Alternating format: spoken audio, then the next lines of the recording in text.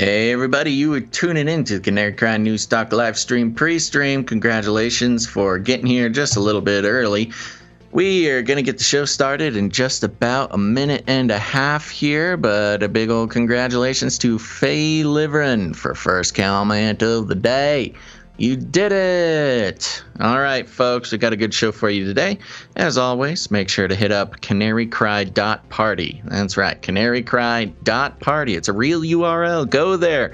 Go there now. Everybody just go. Just check it out. All sorts of cool links and access to all sorts of important stuff, including the newsletter that goes out every week with all of the show notes for the shows during that week. And let's see here. We had a note come in from a producer who was so thankful for the show notes that come in every week. It was had a lot of nice things to say. Maybe I should pull that up. Let me see if I can do that. Do. But you can join the newsletter over at CanaryCry.Party. You can jump into the Discord channel, find CanaryCry.Community, all sorts of very important things. Let's see here. Yeah. Okay, this is from producer Jared, who says, "Hi, Basil and Gons. Blessings from New Zealand. I'm really loving having all the show notes and clips. So good. It turns your show into a resource for referring back to. It must take a lot of work to put this together and make it so accessible with the links, but it is well worth it. Thank you so much for putting this together. I hope the show notes become a permanent feature of your show. So valuable." All caps. Keep it up. Smiley face. Thank you very much, producer Jared. And there you go. Don't trust me. Take it from Jared. Go join the mailing list. You get links to all the articles and video clips and audio clips that we address on the show. And it's a good resource to keep those around, especially when you are having to have conversations with people who are brainwashed by the mainstream media. Okay, so there you go. Go do that. Let's get the show started. Stay hydrated, folks. Let's go. The world is getting crazier. People are acting more and more insane. The end of the world is tomorrow. Tomorrow. There's only one thing to do when the world is falling apart. Listen to Basil and Gons as they discuss this week's news and events through the lens of Bible prophecy. You are listening to Canary Cry News Talk. You're listening to Canary Cry News Talk. Today is September 22nd, 2021. This is episode 392. And today, order out of crypto. Ravel Basil. I'm your best buddy, Basil. And this is Gons, your favorite Asian provocateur for Christ. Welcome to the podcast where we bring you the best news, which is the gospel message of Jesus Christ, while reporting the egregious with a well-rounded, biblically grounded take on world events. Lots of twos today. It's the 22nd. It's 2022 almost. It's episode 392. Time it's a sign. To live. Yeah. Time to produce. I'm realizing in our intro song, the little lady voice there says that we covered this week's news. Uh-huh. I guess that's kind of true, but since we're doing it 3 times a week, it's like more than just this week's news. Well, we did have that little robot lady read that back in 2016 when we were just doing one episode a week. True. So that makes sense. True. Well, that's okay. She's a loyal little robot woman who reads our intro every single week. I think the lady who did the Siri voice follows me on Twitter. Is that true? I think so. At least at one point she did. I remember I was like, "Oh, the Siri lady followed me." It was That's like crazy. The most impressive moment of my Twitter life. Yeah, that's wild. Yeah. Huh. Well, there you go. Illuminati confirmed. Yep. Anything interesting happen? I don't know. I was trying to think if anything interesting happened. Oh, yes, something interesting happened, Gons. Last night, I was asleep and was awakened by the most blood-curdling cat growl and scream. And I get up. My cat is losing his mind, looking out the sliding glass door of my bedroom there. And I go out there, and he's very, very angry at a cute little adolescent raccoon that was hanging out in the backyard. And I tried to scare him away. He would not be scared. In fact, he stood up on his hind legs and he reached his tiny little hands up in the air like a baby. And so I think I'm going to get a pet raccoon. I'm going to get a cage. I'm going to catch this little fella and keep this raccoon as my new son. Have you seen people who keep raccoons as pets, like on Instagram or anything? No. They're adorable. They are adorable. Make excellent pets, and they have thumbs. Sure, yeah, and yeah. My only reference to raccoon is the talking one from that one space movie. Yeah, they're all like that. They're all cute and sassy. All genetically modified and want to destroy things. And yes, and they love firearms. And they hang out with a lot in talking common. Trees, and yeah, there's a lot of weird stuff going on there. You're weird, buddy. It was so cute. It was in the dead of night. It was like at 4 a.m.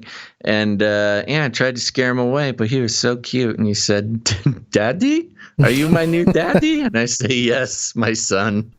Come in here. I can give you some wet food." Those poor cats probably feel betrayed. He was so mad. It was a very scary sound this cat was making. So anyways, I'll keep everybody updated on the Project Raccoon.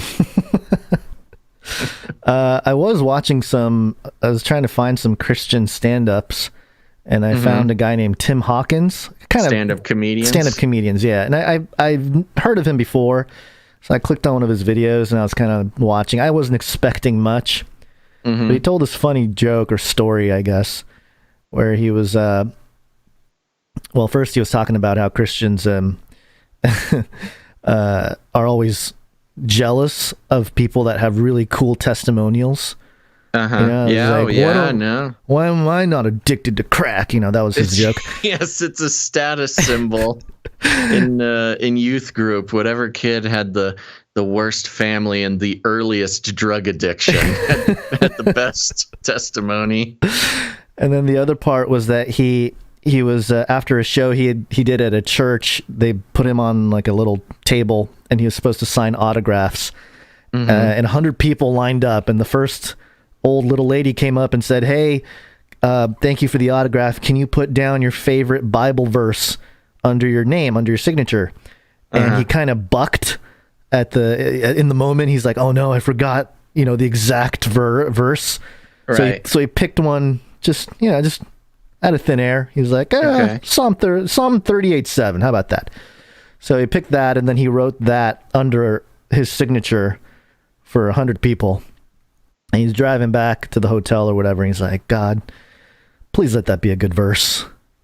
And he pulled it up. And Psalm 38:7 says, "For my loins are filled with a loathsome disease." Loathsome disease.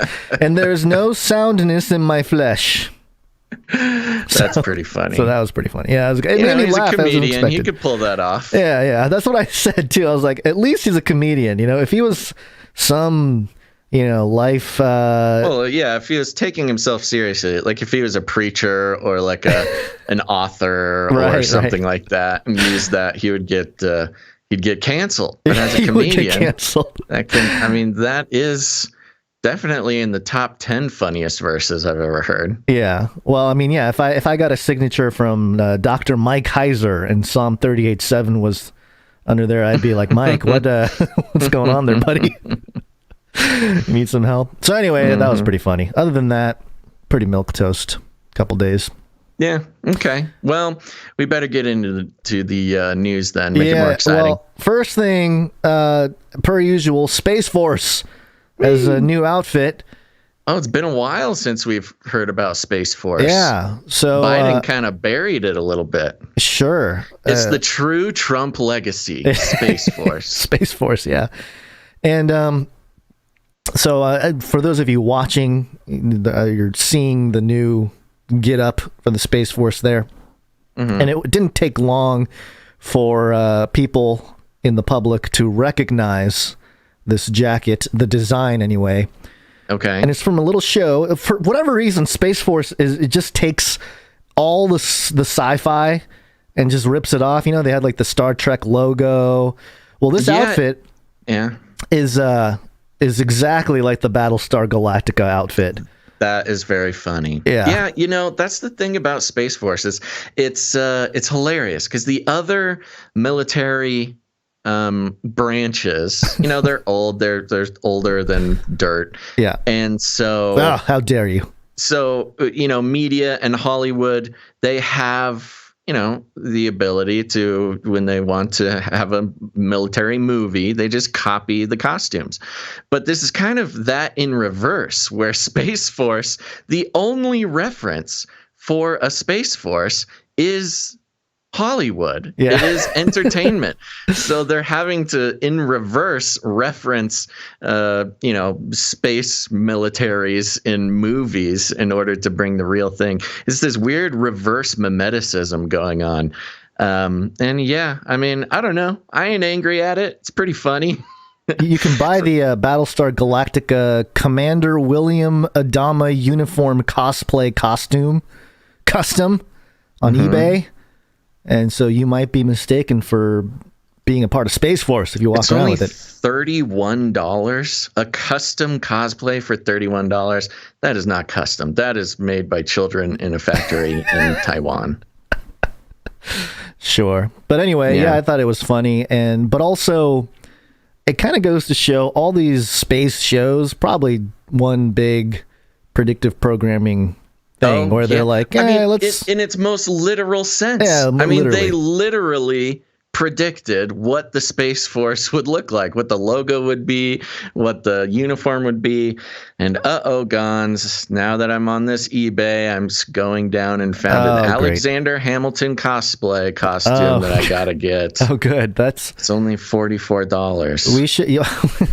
We should dress up for the October Pagan Fest. It is spooky live season. on air. You should come dressed as something. I'll let the chat pick out my outfit. Yeah, I want to be I want to be in Space Force, but I want it to be like an Alexander Hamilton Space Force. You know, like a little bit of alternate history Space Force, sure, mixed with the coats of our forefathers. Yeah. Okay. Good cool stuff. All right. I'm into this. Thanks for that. Now I know what I'm going to be looking at when I tune out while doing this episode. Well, good job, Space Force. You can tune out now because I got a couple things to run over before we get to the Flippy update. Okay, sounds good. I suppose we could have included this in a later part of the show, but I just thought I'd include it because why not? We're going to kick things off with the UN chief unhappy about all the billionaires rocketing to space. This is AP News. The headline was "Billionaires Rocketing into Space Draw UN Chief's Red Glare." Ooh. Yeah, that's scary. Like the rockets' red glare? I was going to say, yeah. Wow. Weird. Creative. And there's really not much to it other than, you know, the whole idea of space. We have an equity problem. When 3 billion problem. Yes, equity. There's an equity problem with going to space. Yeah. You know what? If everybody can't go to space, nobody can go to space. Equity. When 3 billionaires rocketed into space this summer, they did more than escape Earth's surly bonds.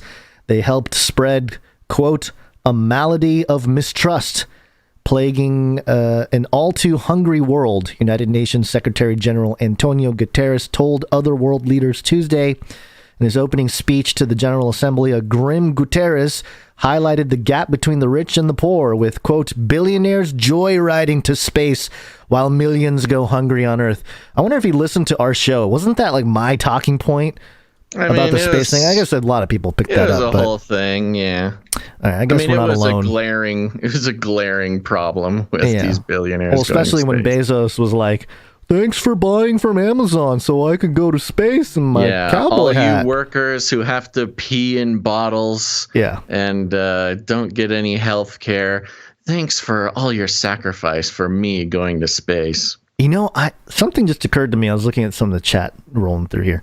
Mm-hmm. I wonder what the overlap of flat earthers and pro-vaccine people are? It's got to be very small, right? That's got to be like a really small. Why would that be very small? That seems enormous overlap. You think pro-vaxxers or vax hesitant? Oh, pro-vax flat earthers. Yeah. Yeah, you're right. That's probably a pretty small group. Okay, good. I would find that very interesting. Somebody should do a study. There's your thesis for somebody out there and listening in the colleges. Pro-vax flat earthers. Yeah, that would make mainstream pundits' brains explode. Tony Mercury, flat vaxxer. There you go. that would Anderson Cooper's brain would hemorrhage live on air. His eyes would reptilian eyes. Yeah. All right, so I have some clips from the Biden speech yesterday. I might skip some of this because it was just not a good speech, and we'll get to a story later on about somebody talking smack about Biden. Okay. But here's some clips. Here's a 10-second clip of. So we need. There's an urgent need, Basil. Urgent. To the African Union, to the Organization of American States, to focus on people's urgent needs for better health and better economic outcomes. I think his dentures were falling out on this speech. Yeah, he was having a hard time. It's urgent. Yeah, it sounds like he's kind of catching something in the front of his mouth there. Yeah, there's a lot of mouth smacking going on. So here's another one here. This is let's see, speech, global health threat. Oh, the Global Council. That's right. Global 19. And for the future, we need to create a new mechanism to finance global health security that builds on our existing development assistance and global health and a global health threat council that is armed with the tools we need to monitor and identify emerging pandemics so that we can take immediate action. If it wasn't for the flubs that he's doing, some of the stuff he's saying is like pretty disturbing, same as his speech from a couple weeks ago. Yeah, and the unfortunate part about it is he's taking advantage of people's ignorance on a couple of subjects. Number one, of course, the pretty recognizable fact that this pandemic was predicted by, the people at the Wuhan lab. And not only that, the Rothschild Rockefeller Foundation. The AI in Canada that spotted it right. Yeah. In December. Like, there's lots of people, of course, those in power knew it was going to happen, but the AI caught it early. There was plenty of signs that this was happening. So his whole thing about we got to take drastic action to catch it. No, you just got to listen to the AI, man. Let the AI save you, Biden. Oh, he does mention AI. I want to hear that little flub again. And a global health threat council. Yeah, it's a good one. Okay, what about this? This is Biden UN speech. Oh, a dose of hope. Dose of hope, Basil. We got a dose of hope. We need a booster. What? We need a booster shot of hope. Oh, by the way, he was going to do the booster publicly live. What do you mean was? Well, I don't know. Maybe he still is. I don't know. But that's what he said he's going to do. So we'll see. Okay. Bringing people all over the world a little dose of hope, as one American nurse termed it to me.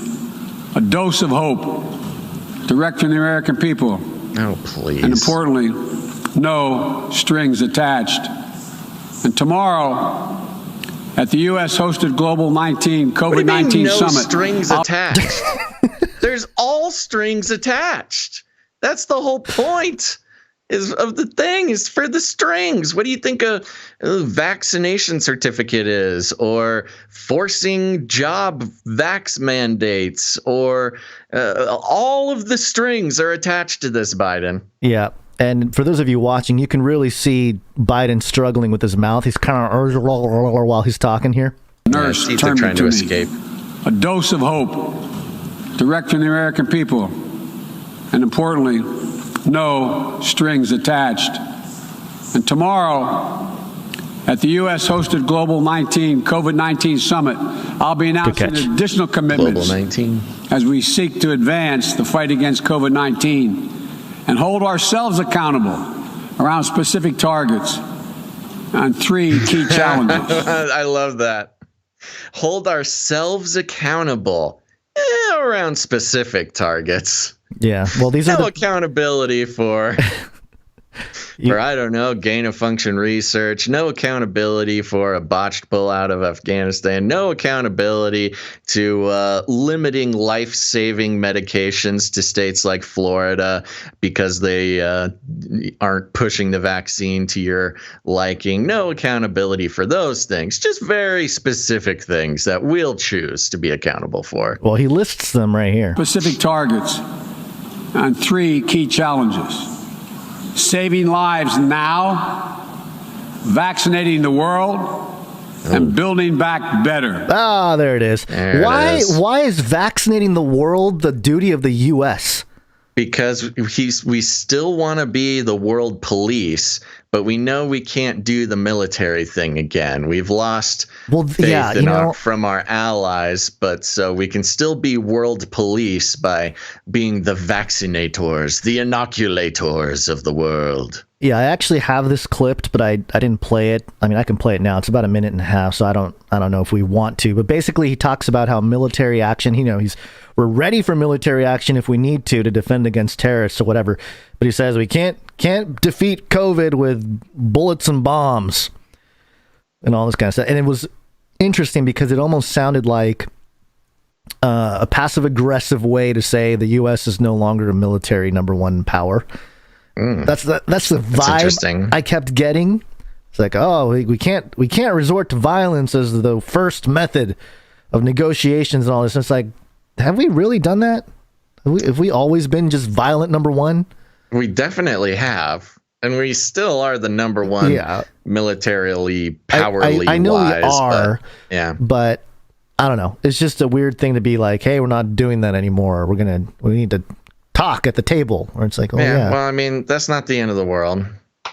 Well, here's we'll see Biden. How it turns out. Here's Biden talking about technologies. As we deal with these crises, we're also encountering a new era, an era of new technologies and possibilities that have potential to release and reshape every aspect of human existence. Release human existence? Release and reshape? Do you think he misspoke, or do you think... Okay, here it is. We're also encountering a new era, an era of new technologies and possibilities that have potential to release and reshape every aspect of human existence. Release and reshape every aspect of human existence. Those are pretty big words coming from the president. I know. Release. People don't really, they skipped. I saw a lot of the conservative people, the pundits and whatnot, talk about this speech. And they kind of just skipped over this whole thing here. Release every aspect of human existence. Yeah. Huh, okay. Yeah. It's up to all of us to determine whether these technologies are a force to empower people or to deepen repression. As new technologies continue to evolve, we'll work together with our democratic partners to ensure that new advances in areas from biotechnology to quantum computing, 5G, artificial intelligence, and more are used to lift people up, to solve problems, and advance human freedom, not to suppress dissent or target minority communities. And the United States intends to make a profound investment in research and innovation, working with countries at all stages of economic development. Companies or countries. To develop new tools and technologies to help us tackle the challenges of this second quarter of the 21st century and beyond. New technologies. Second quarter of the 21st century. The second quarter would start in 2025. Yep, 2025 to 2050. So he's kind of, he's calling the shot there a little bit. He's got to leave it good for Hunter.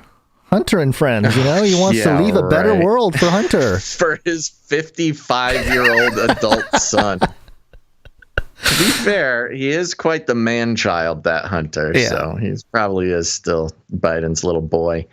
This is interesting that he put so much emphasis on this. He was speaking to the UN here, I right? know. Yeah, yes. So considering the UN's reports that we read on the last episode and a few episodes before, calling for the regulation of AI and things like that, he must be speaking to that part of the UN. It's interesting too, because while they were talking about oppressing nations or minority nations, they were fully zoomed in on Haiti, like the Haitian group. Oh, interesting. Yeah, it's kind of weird. Like, why? Like, what? All that? Are you guys manipulating their weather or something? Like, what's going on? Well, they're the good point. I mean, you've got the earthquake machines, of course. Yeah. But you've got have you been following the Haitian crisis? A little bit, yeah. Like the full thing. We have a Kamala rant about it later on. Okay, but yeah, it is interesting because the Haitians that are coming up through the Mexican border right now, many of them are victims of the first earthquake, which moved them to mainland South America 10 years ago. Yeah. And they're just now getting together and marching up to the border. Yeah. Very interesting. This is we'll get back to some of that. Well, this is not seeking Cold War. Now, okay. He has a prompter here, right? He's got to have a prompter while he's doing the speech. Yeah, got to do it. Okay. Do you think it was written in to repeat, or do you think it was a note that he read? We'll stand up for our allies and our friends and oppose attempts by stronger countries to dominate weaker ones, whether through changes to territory by force, economic coercion, technical exploitation, or disinformation. But we're not seeking, say it again, we are not seeking say it again. A new Cold War or a world divided into rigid blocks. Funny. Yeah, he read the note. parentheticals. Yeah. We are not seeking, say it again, we are not seeking. That's funny. But we're not seeking. Say it again. We are not seeking a new Cold War. Oh my gosh. Or a world divided. At least he didn't read the emphasis here. Or something like that, Slam fist on table. Yeah. We are not seeking. So that's funny. I thought that was pretty funny. Yeah, I mean, it's also hilarious, him standing on a podium talking about how we're not going to use the military, take territory by force, by misinformation, which is exactly what the U.S. has been doing. Economic forces. We invented that game plan, and sure as heck are still doing it. Yep. Here's a 6-second clip. It's just another flub, and I don't know, something about renting a van. I don't know what he's trying to say here. The United States remains committed to preventing Iran from gaining a nuclear weapon. Preventing Iran, that's real tough when the dentures renting a van and getting a nuclear weapon. Renting a van for the nuclear weapon. Oh, this is great. A couple more. This is, he talks about the protesters worldwide. I like how Biden, we've seen the clips of, people in Italy, France, Australia, people protesting the mandates, right? And the lockdowns and everything. Yeah. Listen to how Biden treats all that going on. People have taken to the streets in every region to demand that their governments address people's basic needs. What? Give everyone a fair shot to succeed and protect their God-given rights. And in that chorus of voices across languages and continents, we hear a common cry, a cry for dignity, simple dignity. As leaders, it's our duty to answer that call, not to silence it. The United States is committed to using our resources and our international platform to support these voices, listen to them, partner with them to find ways to respond that advance human dignity around the world. For example, there's an enormous need for infrastructure in developing countries. Infrastructure can be a strong foundation that allows societies in low and middle income countries to grow, and to prosper. That's the idea behind the Build Back Better world. Build Back Better world. It's a theme park. I don't know. It's messed up, I think, to take all those mandate lockdown protests and flip it around and make it sound like, oh, you know what we need is infrastructure. Propaganda. Oh, it's crazy. They're not protesting for whatever he said. We want to build back better. No, that's not what they're saying. They're protest. You know, it's funny because he even played again because it was a very very good use of double speak. I did edit out a small chunk where he kind of rants on. It was kind of unimportant to the clip, but just so you know, there is an edit in there. Okay. People have taken to the streets in every region to demand that their governments address people's basic needs. No. Give everyone a fair shot to succeed. No. And protect their God-given rights. Okay, right there. Protect their God-given rights to not be forced to take a vaccine in order to provide for their family. Right. That one he has right. Protect their God-given rights to have medical autonomy over their own body. But he kind of forgot that part. Yeah. Chorus of voices across languages and continents. We hear a common cry. A cry for dignity. Simple dignity. That's kind of true, but not in the context that he's presenting, which is why this is so deceptive. Yeah. Yeah, he's just straight up lying to the UN. As leaders, it's our duty to answer that call, not to silence it. The United States. Is that a thing against the police over there in Melbourne? Yes, not to mention, they just put the fences back up around the White House and the Capitol building. That's right. The United States is committed to using our resources and our international platform to support these voices, listen to them, partner with them to find ways to respond that advance human dignity around the world. Yeah, do that. For example, find a way to respond to advance human dignity. Stop forcing people to take an injection they don't want. There's an enormous need for infrastructure in developing countries. Infrastructure can be a strong foundation that allows societies in low and middle income countries to grow and to prosper. That's the idea behind the Build Back Better world. Build Back Better world. So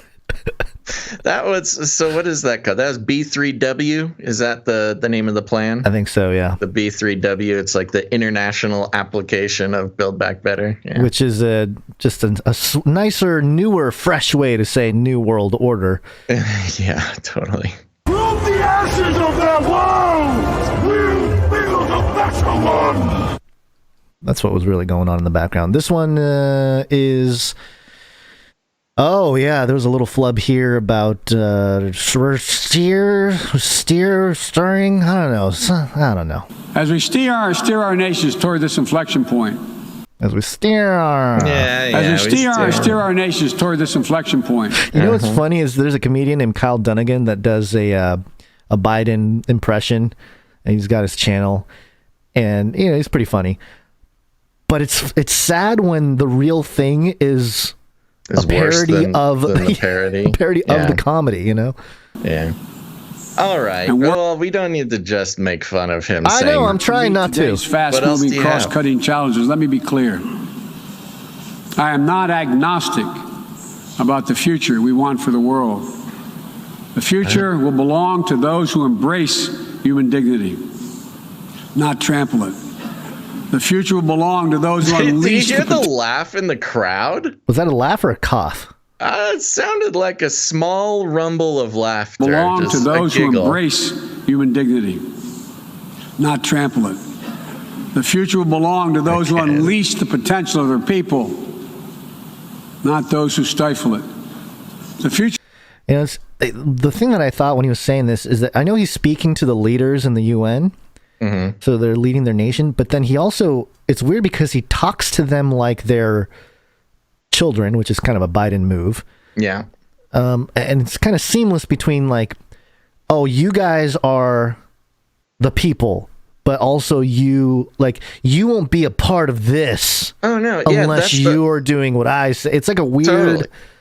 Well, that's the thing. hilarious part about it. He's saying, you out there, you're stifling the voices of your people. You're trampling on their desire for a better future. You stop doing that. Not like in America, where we believe in freedom and not coercing people and beating them up and pushing, old grandmas and grandpas onto the ground during protests and et cetera, et cetera.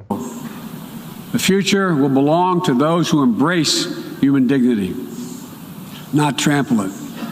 The future will belong to those who unleash the potential of their people, not those who stifle it.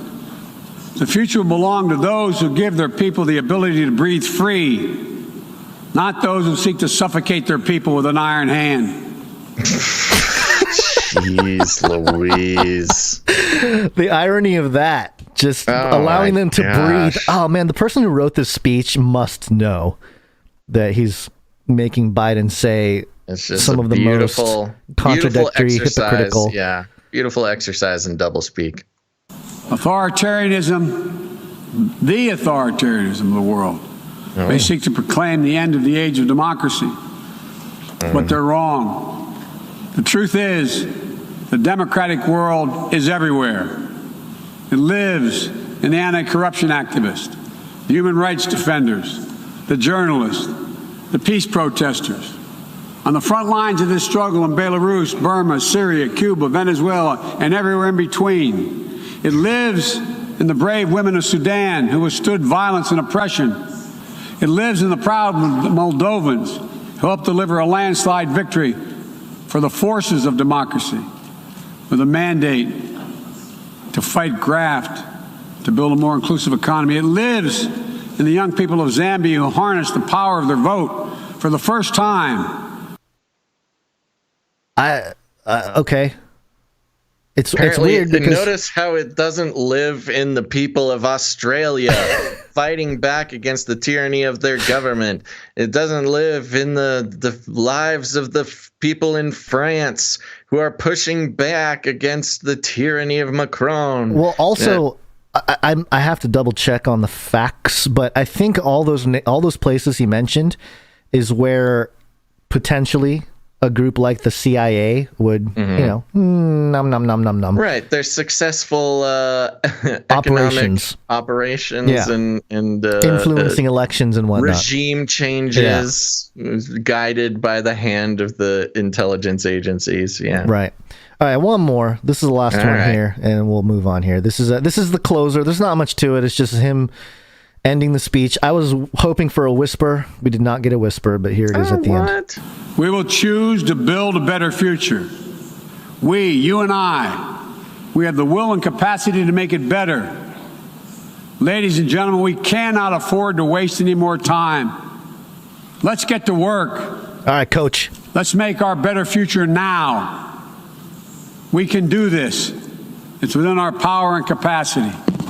Thank you. There you go. Wow.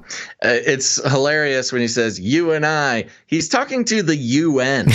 He's saying, you and I, fellow lizard people, we have the power to make the world into what we want it to be. We must enslave all humans. Yeah, very strange, but not surprising whatsoever. And I'm bummed about no whispers. I know. I was really sad. They must have really gotten to him. But there you go. There's your Biden speech roundup. Yeah. Okay. Well, thank you for that. I'm glad you did that. Yep. And with that, talking about the beautiful utopia that is the future, it's time for a Flippy update. Flippy update. Do you want fries with that? Okay, folks, it's time for a Flippy update. If you're new to the show, Flippy is the colloquial name for the disembodied robot arms that are taking our jobs, enslaving our children, and flirting with our spouses. We use talking about Flippy as a way to explore all the new, fun, and exciting ways that robots are taking over the world, and just how there's nothing we can do about it. Today, this is coming from YahooNews.com. It's being mirrored by... or from doorknob.com. Okay.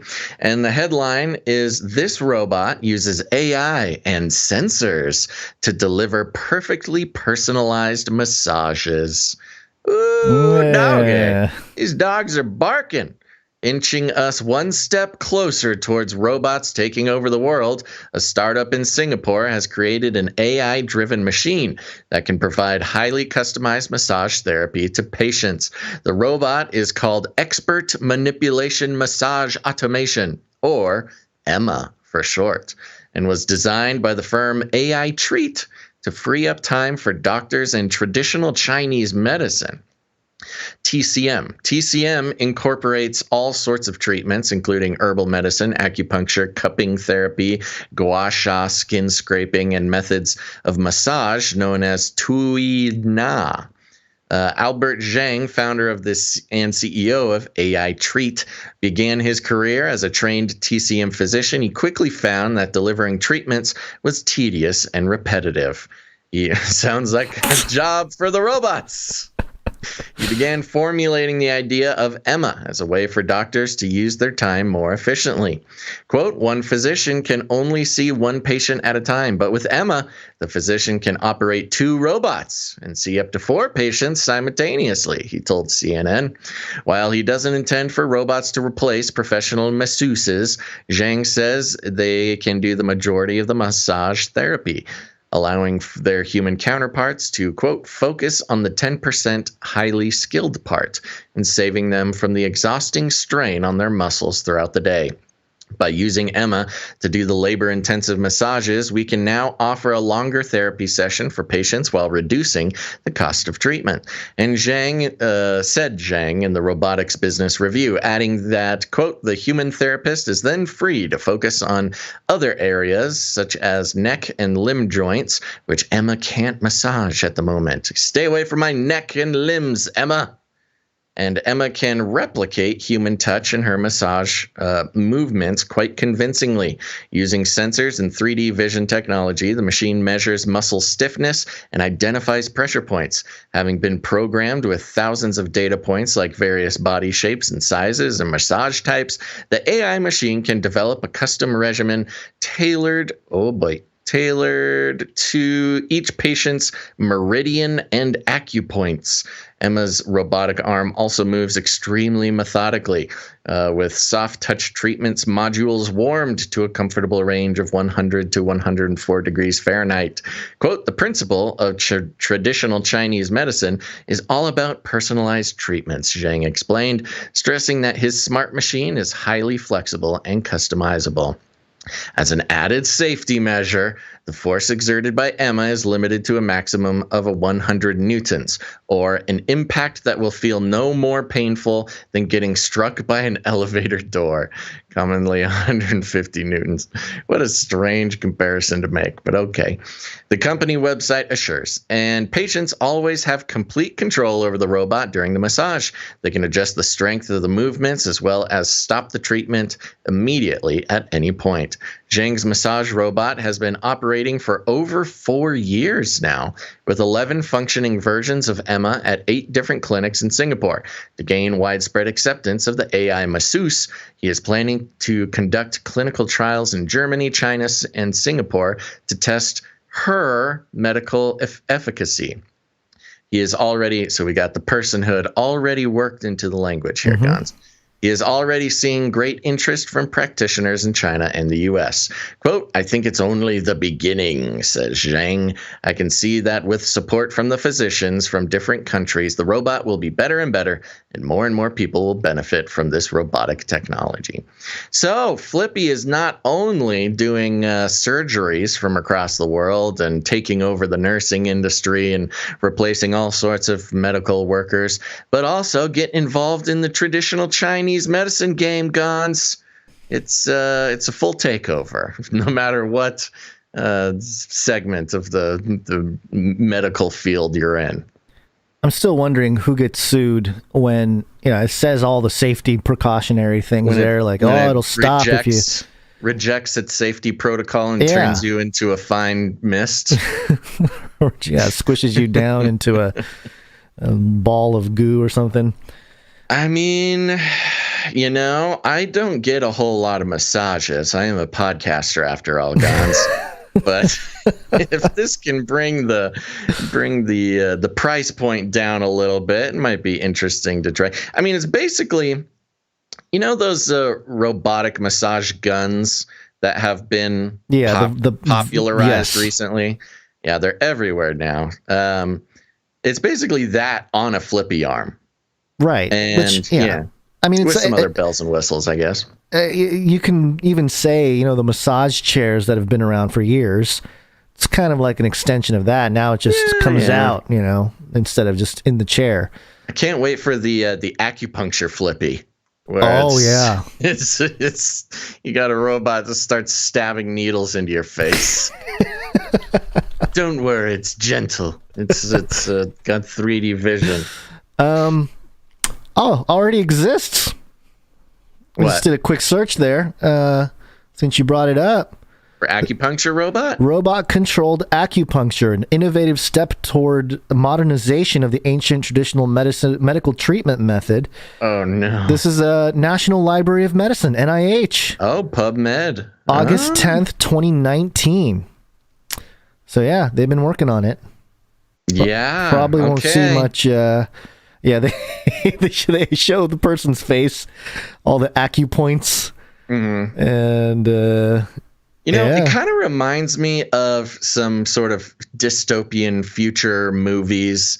In Minority Report, Tom Cruise goes to like a back alley eye surgeon guy. I could see how, you go into kind of a sketchy alleyway and you meet with some, sort of grizzled traditional Chinese medicine guy, and he's got all of his robots. And he can just run the whole thing on the robots. No need for any, employing or training any professional humans. Oh yeah, he would be running the version 1.0. They're on like 30.6 or something. It's an old model, but she hasn't been updated. Gets the job done. Yeah, exactly. Yeah. So anyway, okay. There you go. Looks like they have it already.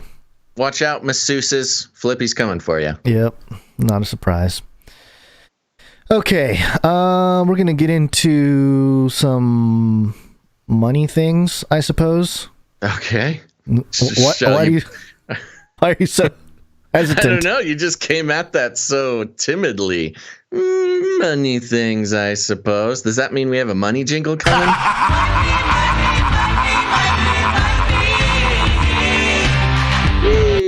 Money printer go burr. Okay.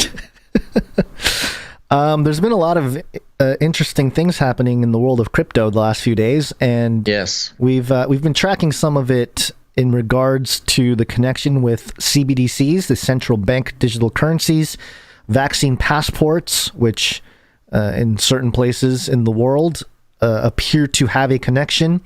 And we played the clip before. I'll just play it here. It's an 8-second clip of Edo State in Nigeria. One of the guys there, he was doing a press conference, and he said this. Also, you will not be allowed to access banking services in Edo State from the middle of September if you have not been vaccinated. If you haven't been vaccinated, you cannot access your bank. And then we talked about the story about Nigeria's CBDC, a safer option than privately issued cryptocurrencies, central bank official says. So we've been looking at it and saying, the CBDCs are definitely going to have something to do with the vaccine passports and all the mark of the beast-ish type of things that we've been looking at for a while. And so there's been this weird push, pretty obvious, I guess, push against cryptocurrencies in the last few weeks, and it's kicked up a lot in the last few days. And the first story we have for you is from CBS News. And the headline is Biden administration sanctions virtual currency exchange following spike in ransomware attacks. This is published on September 21st.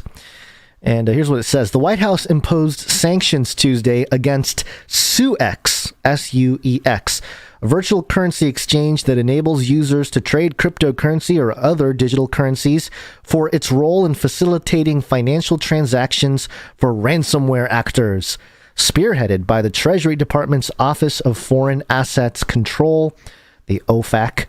The new commercial and financial penalties against SUEX are intended to punish the platform, quote, for its part in facilitating financial transactions for ransomware actors involving illicit proceeds from at least 8 ransomware variants, according to Deputy Treasury Secretary Wally Adeyemo. Tuesday's announcement marks the first time OFAC has punished a virtual exchange for complicity in criminal ransomware activity. An analysis of known SUEX activity has shown that over 40% of transactions were associated with illicit actors, the Department of Treasury says. Quote, we recognize that the vast majority of activity that's happening in the virtual currencies is legitimate activity, Adeyemo told reporters during a briefing. Quote, but we also do know that these criminals are using some of these exchanges and mixers and peer-to-peer services to conduct illicit activity that is not in our national interest. In 2020, ransomware payments reached over $400 million. The FBI has indicated a nearly 21% increase in reported ransomware cases and a 225% increase in associated losses from 2019 to 2020. The actions represent a significant step in the Biden administration's efforts to starve parts of the crypto ecosystem that have knowingly fostered the business of ransomware in recent months and years. Quote, Treasury will provide the identification of nested exchanges transacting high percentage of illicit activity, Adeyemo said. The targeted sanctions stop far short of handicapping the entire cryptocurrency infrastructure, but serves as a warning to other platforms where ransomware transactions are suspected of taking place, nudging them to shore up compliance programs or avoid illicit transactions altogether. Yeah, this does show sort of a pretty foundational misunderstanding of how cryptocurrency works. Yeah, they're attacking an exchange, number one. Yeah, you can take it off a platform or not let an exchange, I don't know, let people send cryptocurrency or whatever. But the whole point of the cryptocurrency is you don't need an exchange. You don't need a third party in any way. And any smart cryptocurrency person, knows how to just send from wallet to wallet without using a third party. Mm-hmm. Impotent is the word that comes to mind with these sanctions. They mentioned some of the ransomware attacks the last few years. And then it says, more recently, the Biden administration has hastened to respond to a slew of high-profile ransomware attacks this spring, including several 7- and 8-figure ransoms traced back to Russia. Cyber attacks on critical infrastructure have prompted the shutdown of a major U.S. pipeline, a large meat packing company, and numerous hospitals, schools, municipalities, and small businesses. As a result of Tuesday's designation, quote, all property and interests in property of SUEX that are subject to U.S. jurisdiction are blocked, and U.S. persons are generally prohibited from engaging in transactions with them. Additionally, any entities 50% or more owned by one or more designated persons are also blocked, according to guidance issued by OFAC. The Treasury Department will also update its 2020 ransomware sanction guidance in public and private entities to strongly discourage the payments of ransoms and, quote, recognize the importance of cyber hygiene in preventing or mitigating such attacks by incentivizing information sharing with law enforcement among ransomware victims. The one thing they don't mention here, I don't think they mention it. I did read this prior. They talk about the ransomware going back to Russia. It's all Russia. Well, this company, SUEX, is a Russian exchange. They don't mention it in the article. So it's like, okay, well, all right. Like, nobody in America knows who SUEX is until the story. A lot of crypto people were like, I've never heard of SUEX. I had never heard of it. Yeah, either have I. So it's like, okay, you guys are tearing down this. This is like a shot across the bow, like, oh, warning, all crypto people out there. It's like, maybe. It makes me wonder. Yeah, it makes me wonder if there's more to the SUEX thing than they are letting on or making available in this article. Yeah. I mean, is SUEX what these ransomware are they requesting delivery of ransom to a Suex account or something. And if that's the case, it's just not a very smart way to ask for cryptocurrency. I mean, I don't know. It's weird because if you understand crypto, even at a nominal level, you know, even if you're part of trying to accept ransomware, doing it at an exchange is not good. Or if they put together the exchange, they're like, hey, ransom, you mean? Yeah. It just doesn't make any sense. So I don't know. It puts it all on the books. It's a weird way to do it. Yeah. So, I mean, I think they're just kind of cracking down and using the ransomware as an excuse, like they have been since the sort of false flag ransomware attacks, where, you know, the FBI already had the password to the ransom accounts and stuff. Right. Yeah. So all this is very strange. We know the government owns Bitcoin and other cryptocurrencies, and that's becoming more apparent. You mean they hold Bitcoin? They hold Bitcoin. Yeah, sure. Somebody might think you're saying they own Bitcoin as if it's a company or something. Oh, sure. Okay. Yeah. They hold Bitcoin.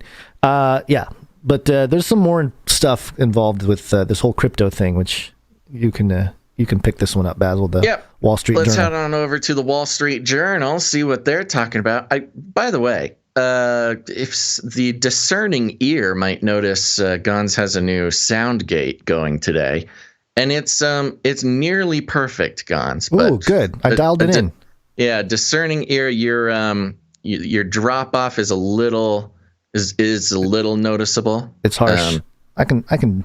It's not too bad. I don't want to mess with it too much right now. Yeah, don't do it now. But we'll turn down the drop off at the end, or some other time.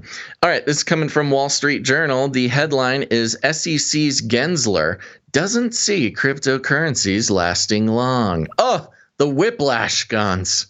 The whiplash I'm getting from the SEC. Gensler notoriously taught blockchain at MIT, so this guy knows what he's talking about theoretically. Or he's got the credentials to be taken seriously. Sure, yeah. The crypto community was very excited about this guy heading the SEC, but he turned out to stab everyone's back.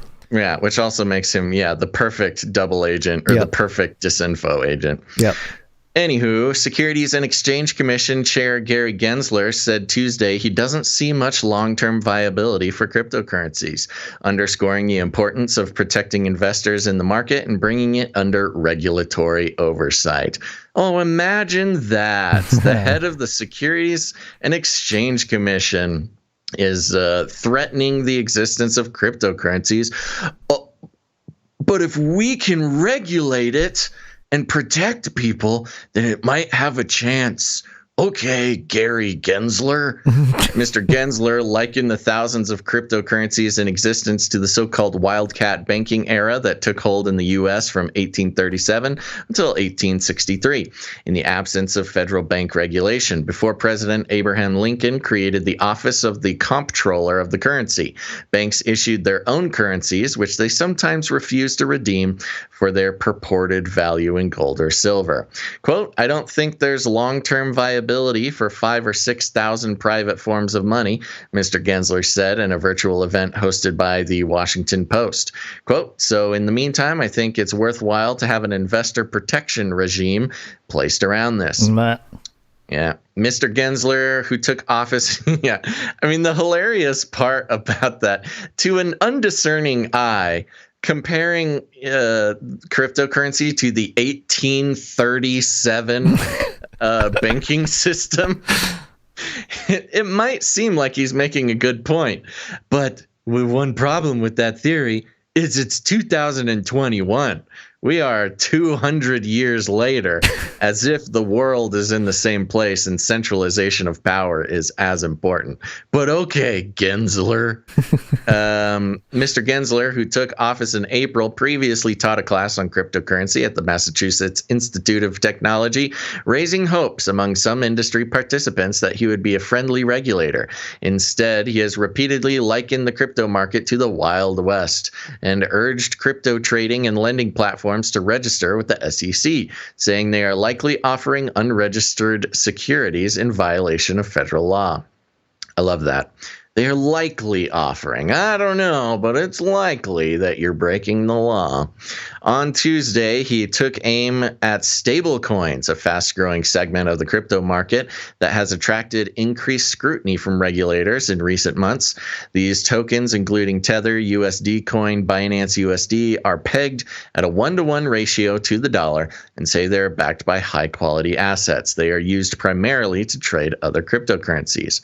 Quote, "We've got a lot of casinos here in the Wild West, and the poker chip is these stable coins at the casino gaming tables," Mr. Gensler said. Okay. Gensler's going after stable coins, which is a 1-to-1 to the US dollar, and calling it a security. Right.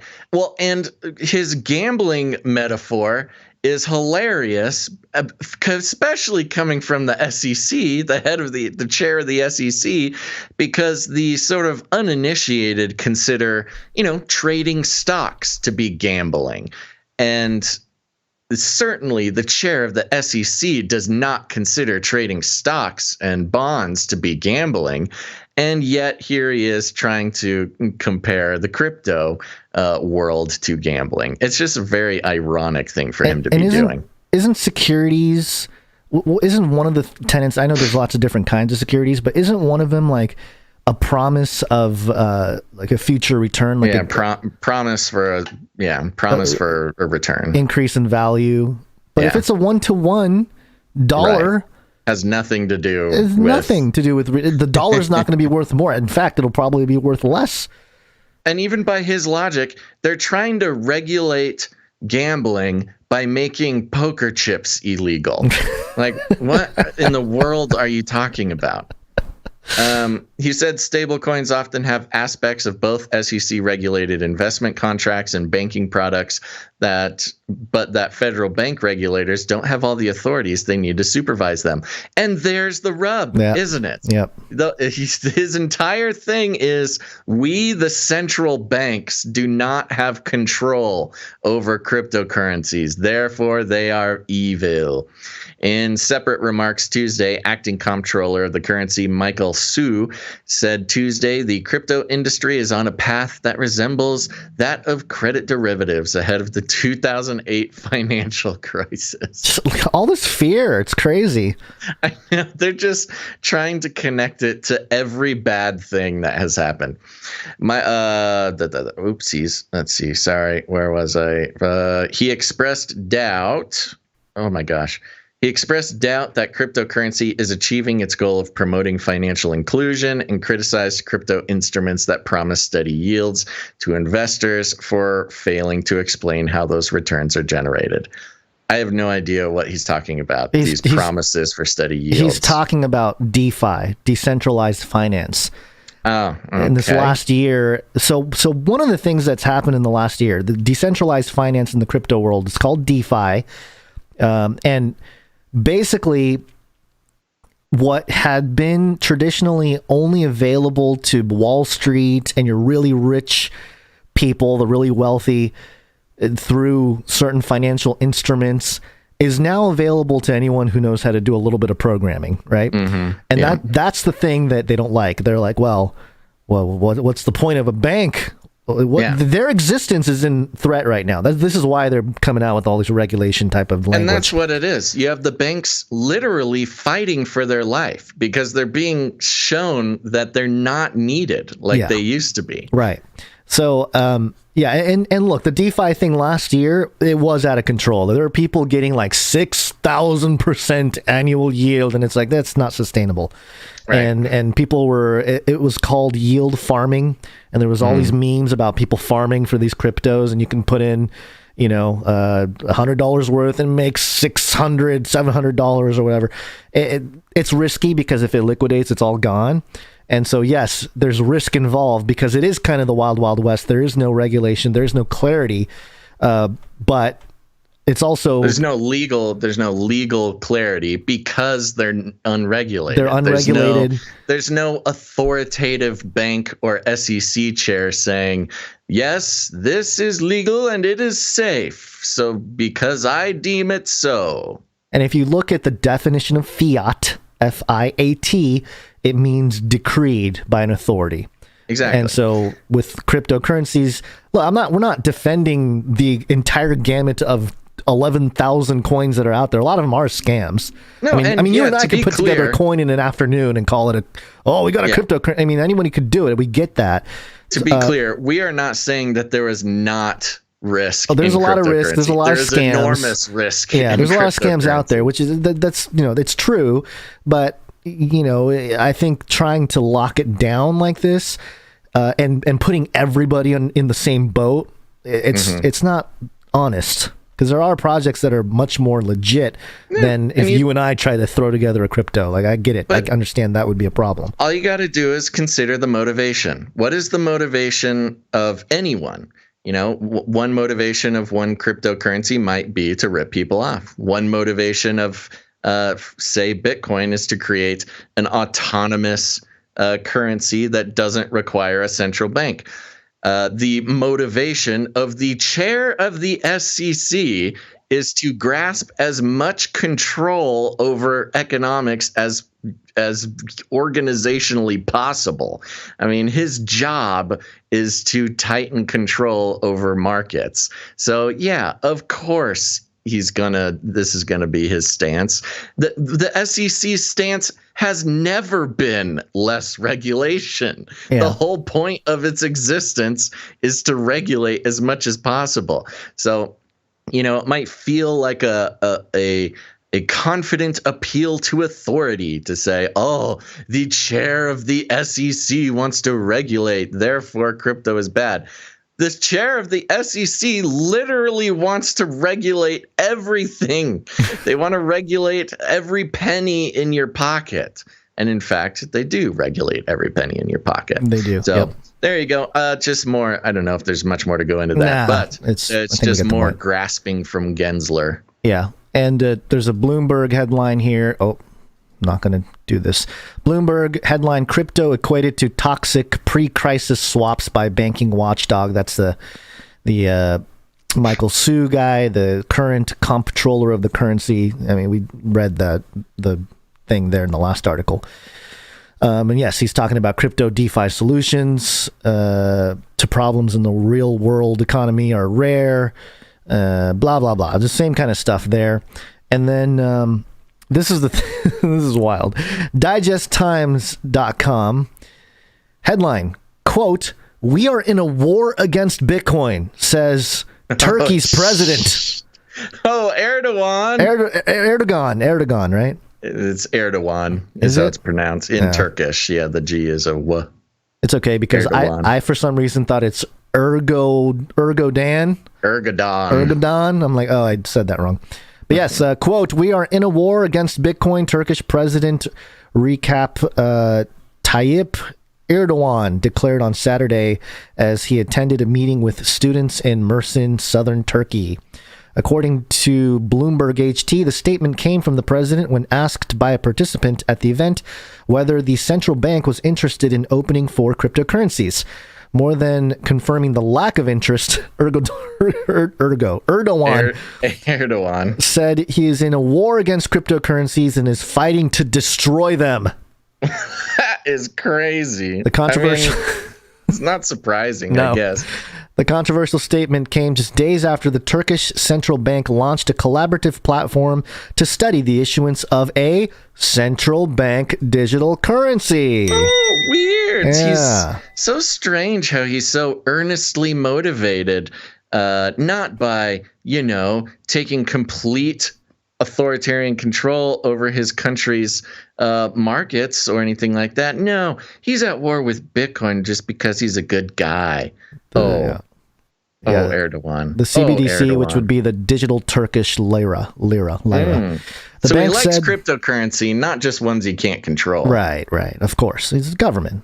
It's going to be the bank said it has completed CBDC's proof of concept stage and has moved on to the next stage of testing with the participation of several technology companies such as Aselsan and Havelsan, in addition to the POLYTICKS Science and Technology Center. The results of this testing phase are expected to be announced next year when the BC will decide whether or not to issue the digital Turkish lira. I love it. I love that we're at war with cryptocurrency. I want to destroy it, which he's literally saying, I am at war with the people of the world who don't want to rely on their governments for their well-being. I will destroy it. It is I, President of Turkey, Erdogan. Yeah, it's wild, but this is where I think, you know, there's a lot of people that have taught, and I read a few articles last night from in the last 4 or 5 years, you know, is Bitcoin the mark of the beast? Because inevitably when you talk blockchain, and if you're talking to our community, they're going to bring that up. Yeah. And there are a couple articles that skim the surface of the topic, and I understand the concerns, and clearly, you know, we've talked about it in detail before. Mm-hmm. But in this moment now, you know, if we're looking at the short term here, Bitcoin it doesn't appear to be any kind of mark of the beast. Rather, the CBDC, which is a cryptocurrency issued by the state, seems to be a lot closer to it, especially if they're going to tie it to some kind of vaccine passport. Right. I mean, you're talking directly, you can't buy or sell without this. Bitcoin in its current form is actually antithetical to the mark of the beast because it can't be controlled by a government. Right. But their central bank cryptocurrencies, where they will require your vaccination certificate in order to open your wallet, that's a little bit closer to what is actually biblical descriptions of the mark of the beast. Right. Yeah. Yeah. There's a lot of opinions about how blockchain will be leveraged, and you know, we get comments all the time from people, and you know, there's a lot of I don't know. It's tough because there is a learning curve to all this. Like, you have to study the topic a little bit to really comment on it. There's a lot of subtlety. Yeah, there's some subtlety. Thing. There's technological things that go on. You know, people will say, "Oh, it's all going to be on the blockchain." Well, yeah, there's not just one blockchain. There's multiple block. You know, there's stuff that people just don't get yeah. which is understandable. It is a new technology. It's very complicated. It's not necessarily an easy thing to understand. Right. But it all comes down to this point here from Yahoo/Time magazine. Mm-hmm. This is mirrored from Time over here on Yahoo, and the headline reads, "The U.S. is losing the global race to decide the future of money, and it could doom the almighty dollar." In cities across China, the country's central bank has begun rolling out the e-renminbi, an all-digital version of its paper currency that can be accessed and accepted by merchants and consumers without an internet connection, credit, or even a bank account. Already having conducted more than $5 billion in e-renminbi transactions, China has opened its digital currency up to foreigners. Next year, when Beijing hosts the Winter Olympic Games, authorities are expecting to let the world test drive its technological achievement. The U.S., by contrast, is having trouble even concluding its multi-year exploration into the possibility of an e-dollar. In fact, an upcoming Federal Reserve paper on a potential U.S. digital currency won't take a position on whether the central bank of the United States will or even should create one. Instead, Federal Reserve Chair Jerome Powell said in recent testimony to Congress, this paper will begin a major public consultation on central bank digital currencies. Once planned for July, the paper's release has since been moved to September. Once the world leader in digital payments and technological innovation, the U.S. is being outpaced by its top global adversary, as well as much of the industrialized and developing world. The Bahamas recently announced the integration of its digital sand dollar into a stock exchange, while Australia, Malaysia, Singapore, and South Africa are moving forward with the world's first cross-border central bank digital currency and exchange program, led by the Bank for International Settlements, BIS. I know. Yay. Which is known as the Central Bank of Central Banks. Weird how the central banks don't want you to have cryptocurrency, and yet they're so busy making their own cryptocurrencies, folks. Yeah, maybe we should just do what we're told and not get into cryptocurrency, because the central bank, They should just keep us safe. We'll use theirs.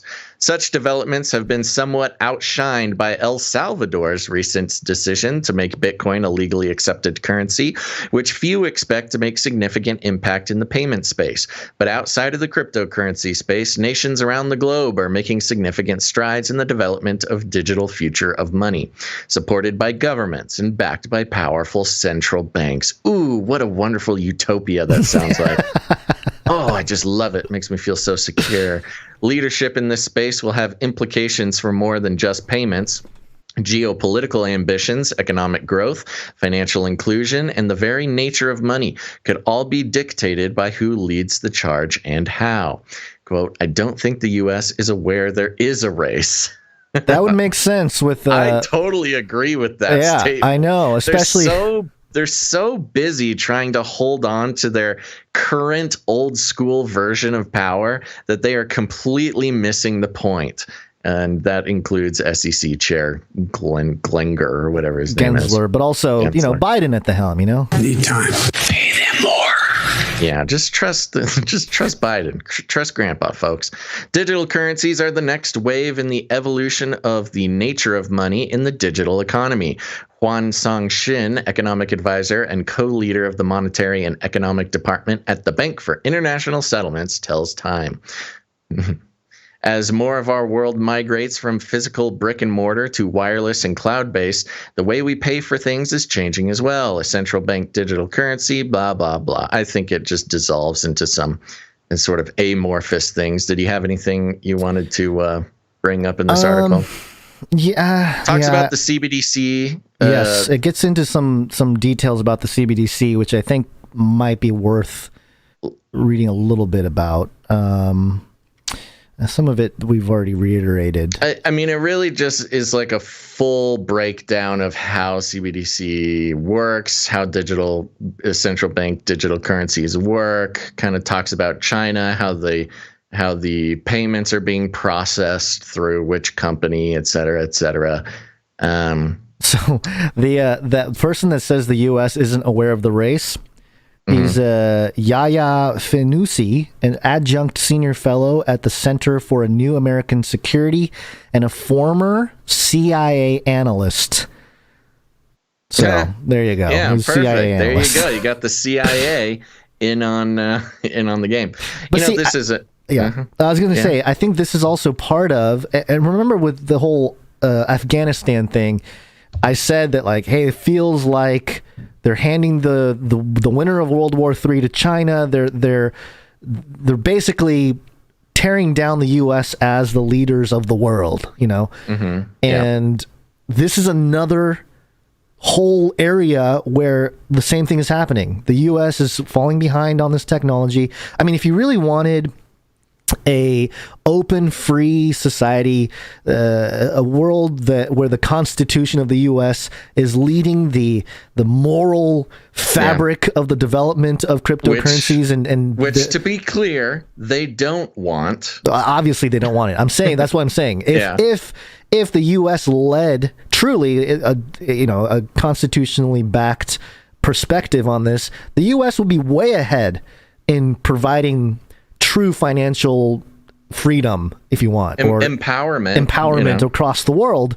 But it's not, and the reason why it's not is because they don't want that. They don't want the system to be, especially in crypto, they don't want it to be based on something like the Constitution, where they, acknowledge the rights of every human. Yeah, they'd rather where go with the communist. God-given rights. Yeah, they'd rather go with the communist model, where it's like, oh, we got control. Good, we'll go with that when it comes to the distribution of digital money. So I think that's clearly another example here of tear down the West, rise up of using China as the vehicle.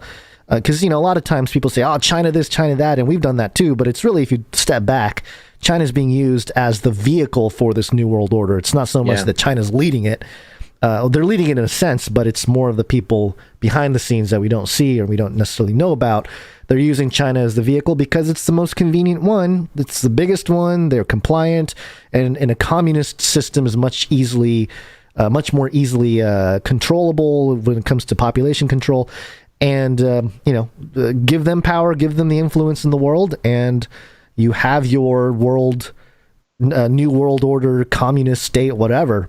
And of course, being run by the banks. It's not even about nations. It's not about nation states. It's about banking. It's about power. It's about the lizard people at the top.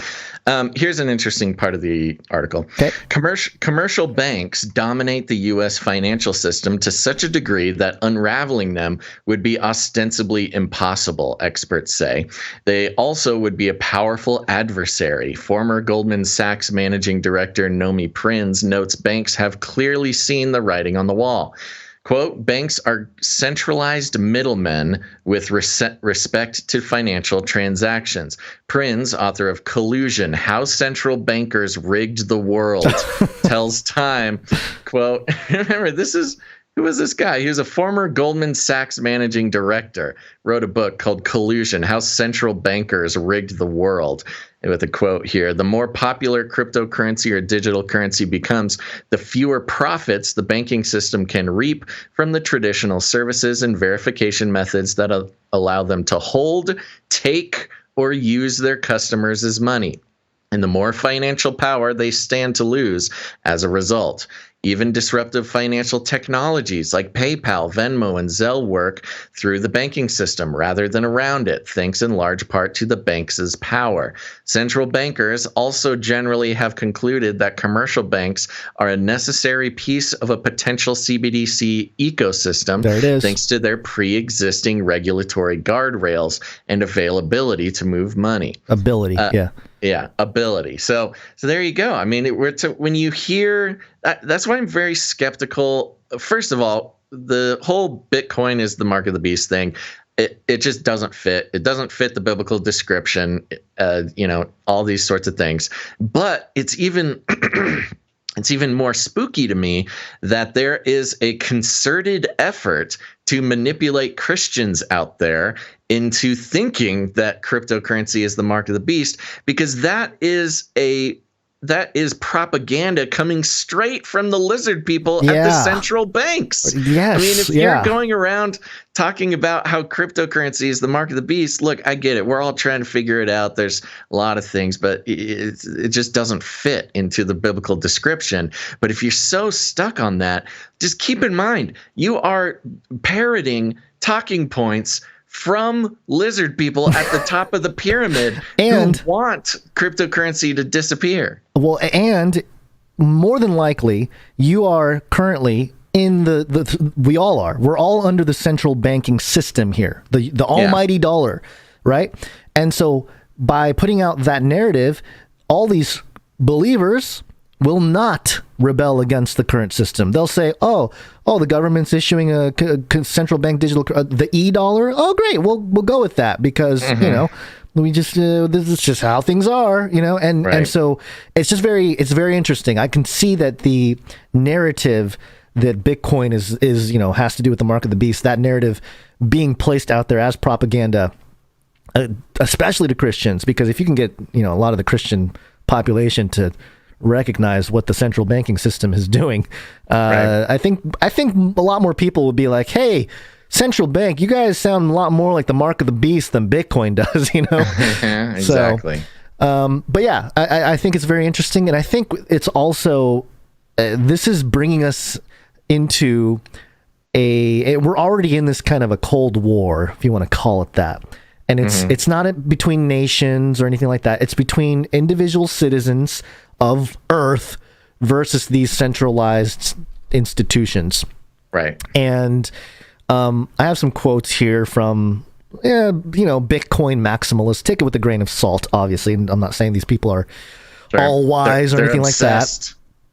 Like that. But this is John Vallis. He says, Bitcoin dramatically increases your ability to say no. No, I won't support your wars. No, I won't let you steal from me. No, I won't let you coerce me. No, I won't compromise on my principles. And no, I won't lie just to fit in. That's why it's called freedom money. A lot of people love Bitcoin because of the nature of the rules are in the code, and you can't really mess with the code, and everyone can see the code, so it's transparent in that way. And governments can't do things outside of it. Here's another one from Jason Lowry. He's a student at MIT. And he says Bitcoin obsoletes war because it is war in her purest form. Tesla, Nikola Tesla, that is, not the Elon company, predicted end state of war in Bitcoin mining 121 years ago. Little hyperbole. Miners replaced militaries as the mechanism to defend rights and settle disputes. All my MIT thesis says, quote, we've arrived, Bitcoin is it. And he actually quotes the Tesla, or quotes Tesla, Nikola Tesla here. I thought I had it on a screenshot here. It's hard to read, but it says basically Tesla's talking about human energy, and he says the greatest possible speed and maximum rate of energy delivery by the war apparatus will be the main object. The loss of life will become smaller and smaller, and finally, the number of the individuals continually diminishing. Merely machines will meet in a contest without bloodshed. The nations, the nations being simply, gosh, what does that say? Interested. Okay, so the nations being simply interested, ambitious spectators. So the idea being that this isn't the same kind of war because of the machines.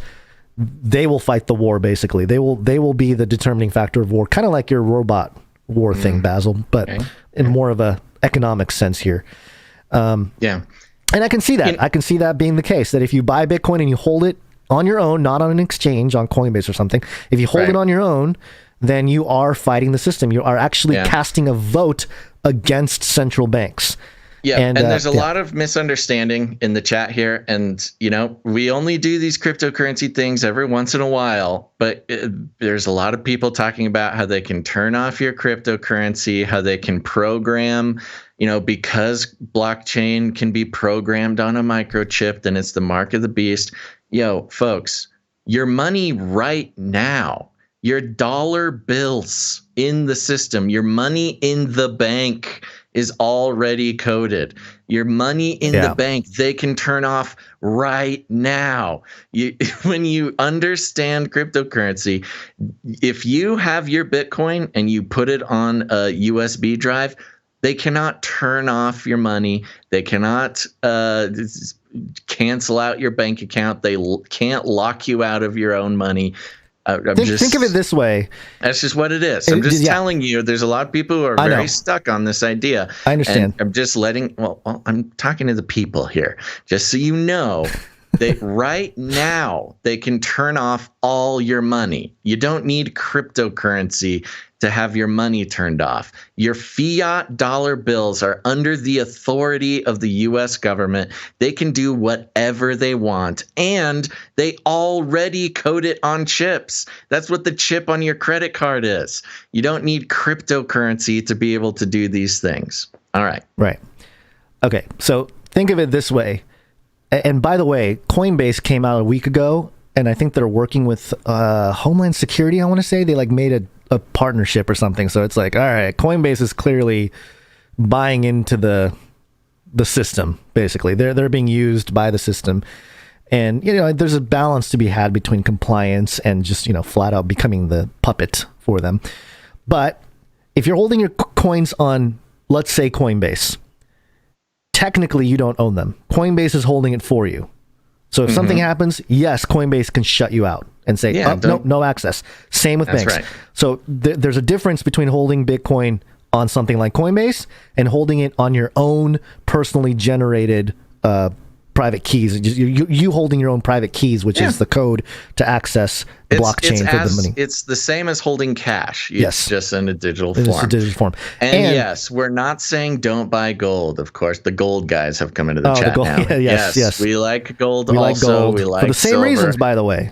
Yeah, just for a little the exact different. Same reasons. And think of it this way. If you hold your own Bitcoin, or any crypto really, but mainly Bitcoin, it's as if you yourself, the individual, are acting as a central bank. If you lose your keys, you lose your money. That's your fault. It's not the bank's fault, right? Yeah, so there's nobody to protect you. Right. There's a responsibility aspect. You hold your own cryptocurrency. You protect yourself. You don't have any SEC guy who's watching over your money for you. So there is risk. And yeah, it is like the Wild West, but some of us think that's a good thing. There's personal responsibility that gets, you either trust yourself with it or you trust the government to protect you. And that's, your choice. The problem is these SEC, the U.S. government, whatever, all these government central banks, they want to take away that choice. And that's the part of the issue here. They want to say, well, take our crypto. Don't take this Bitcoin. Take our crypto. Yeah. All right. I think we've spent enough time. Let's go on to COVID. Aw. Yeah. Really? Okay. Yes. It's Corona time. COVID-19. COVID-19. COVID-19. COVID-19. Yes. COVID-19. COVID-19. Coronavirus. Okay. This was a fun one going around. Yep. Telegraph. Coming from the Telegraph, is mirrored all over the place. And the headline is Wuhan scientists plan to release coronaviruses into cave bats 18 months before outbreak. This seems relevant. Wuhan scientists were planning to release enhanced airborne coronaviruses into Chinese bat populations to inoculate them against diseases that could jump to humans, leaked grant proposals dating from 2018 show. New documents show that just 18 months before the first COVID-19 cases appeared, researchers had submitted plans to release skin-penetrating nanoparticles containing novel chimeric spike proteins of bat coronaviruses into cave bats in Yunnan, China. They also plan to create chimeric viruses genetically enhanced to infect humans more easily and requested $14 million from the Defense Advanced Research Projects Agency, that's DARPA, to fund the work. Papers confirmed as genuine by a former member of the Trump administration, that means it's fake, show they were hoping to introduce quote, human-specific cleavage sites to bat coronaviruses, which would make it easier for the viruses to enter human cells. When COVID-19 was first genetically sequenced, scientists were puzzled about how the virus had evolved such a human-specific adaptation at the cleavage site on the spike protein, which is the reason it is so infectious. Yes, I mean, that was emailed to Dr. Fauci, I believe.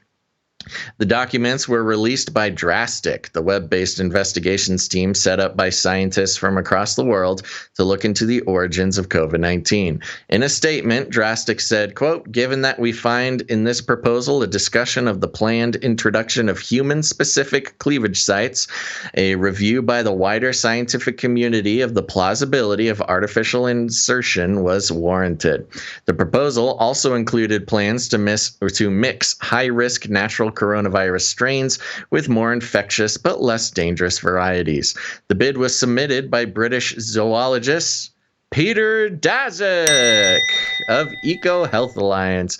Man, so weird how that guy just pops up, whenever looking into the origin. You mean the guy that was sent to find out about the lab leak? Yeah, the guy who was used as a middleman to fund the Wuhan lab, and then was head of the team who was supposed to investigate the Wuhan lab theory.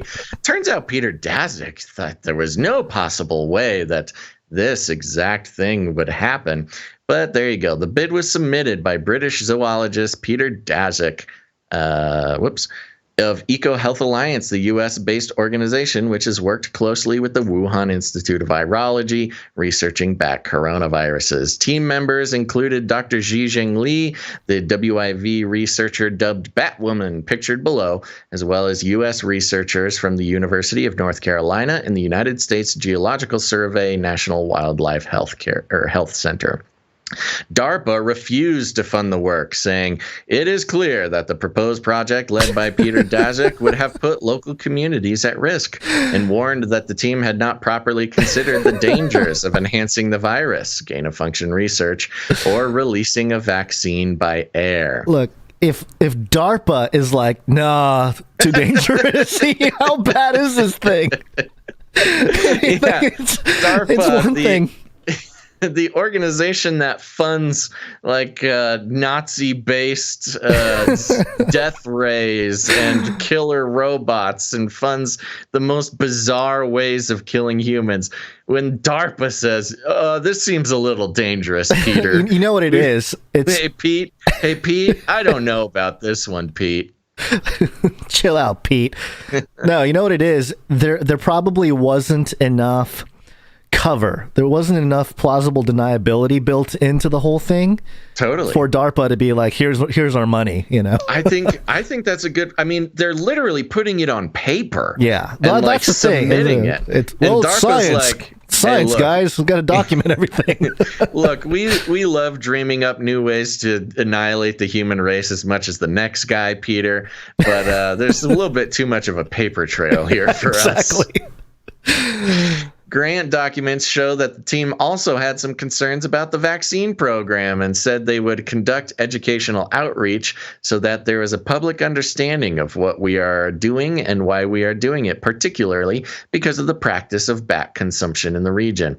Angus Dalgleish, professor of oncology at St. George's University of London, who struggled to get work published showing that the Wuhan Institute of Virology had been carrying out gain-of-function work for years before the pandemic, said the research may have gone ahead even without the funding.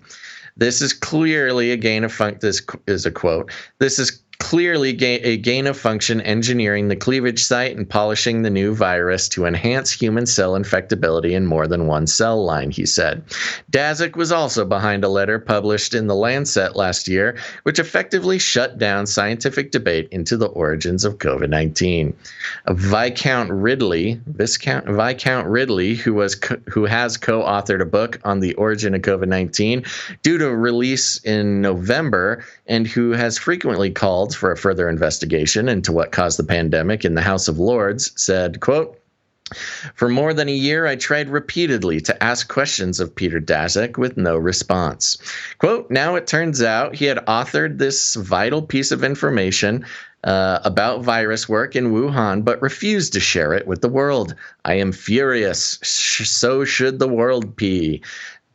Peter Daszak and the EcoHealth Alliance proposed injecting deadly chimeric bat coronaviruses collected by the Wuhan Institute of Virology into humanized and batified mice, and much, much more.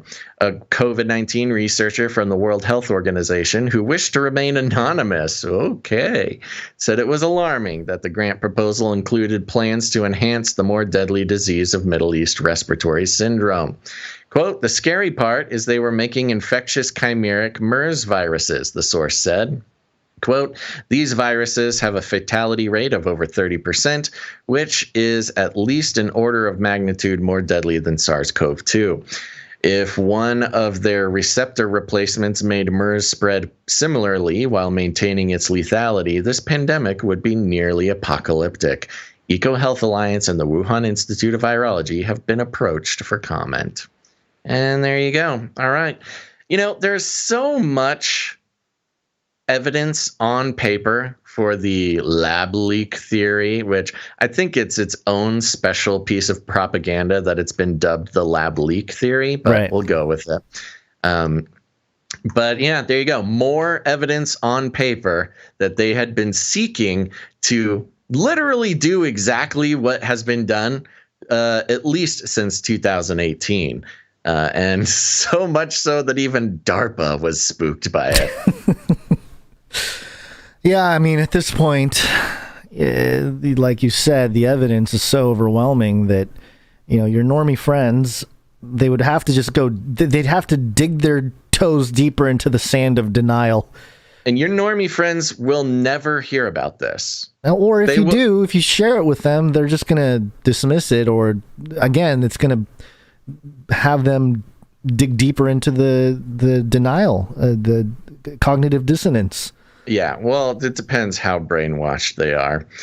But yeah, there you go. I mean, it is the Telegraph, so little right wing. They'll probably say, "Oh, it's the Telegraph." Oh, a Trump person just said something. Well, then of course it's not true. But another reason to subscribe to our newsletter, where we send out all these sources every single week. You can have them right in your pretty little hand, probably by Monday there. So head to CanaryCry.Party to read more about it. Yep. Well, let's see here. Vaccine. Number one way. TheHill.com, Johnson & Johnson says booster provides 94% COVID-19 protection. J&J booster, huh? Oh, yeah. J&J announced the stop video.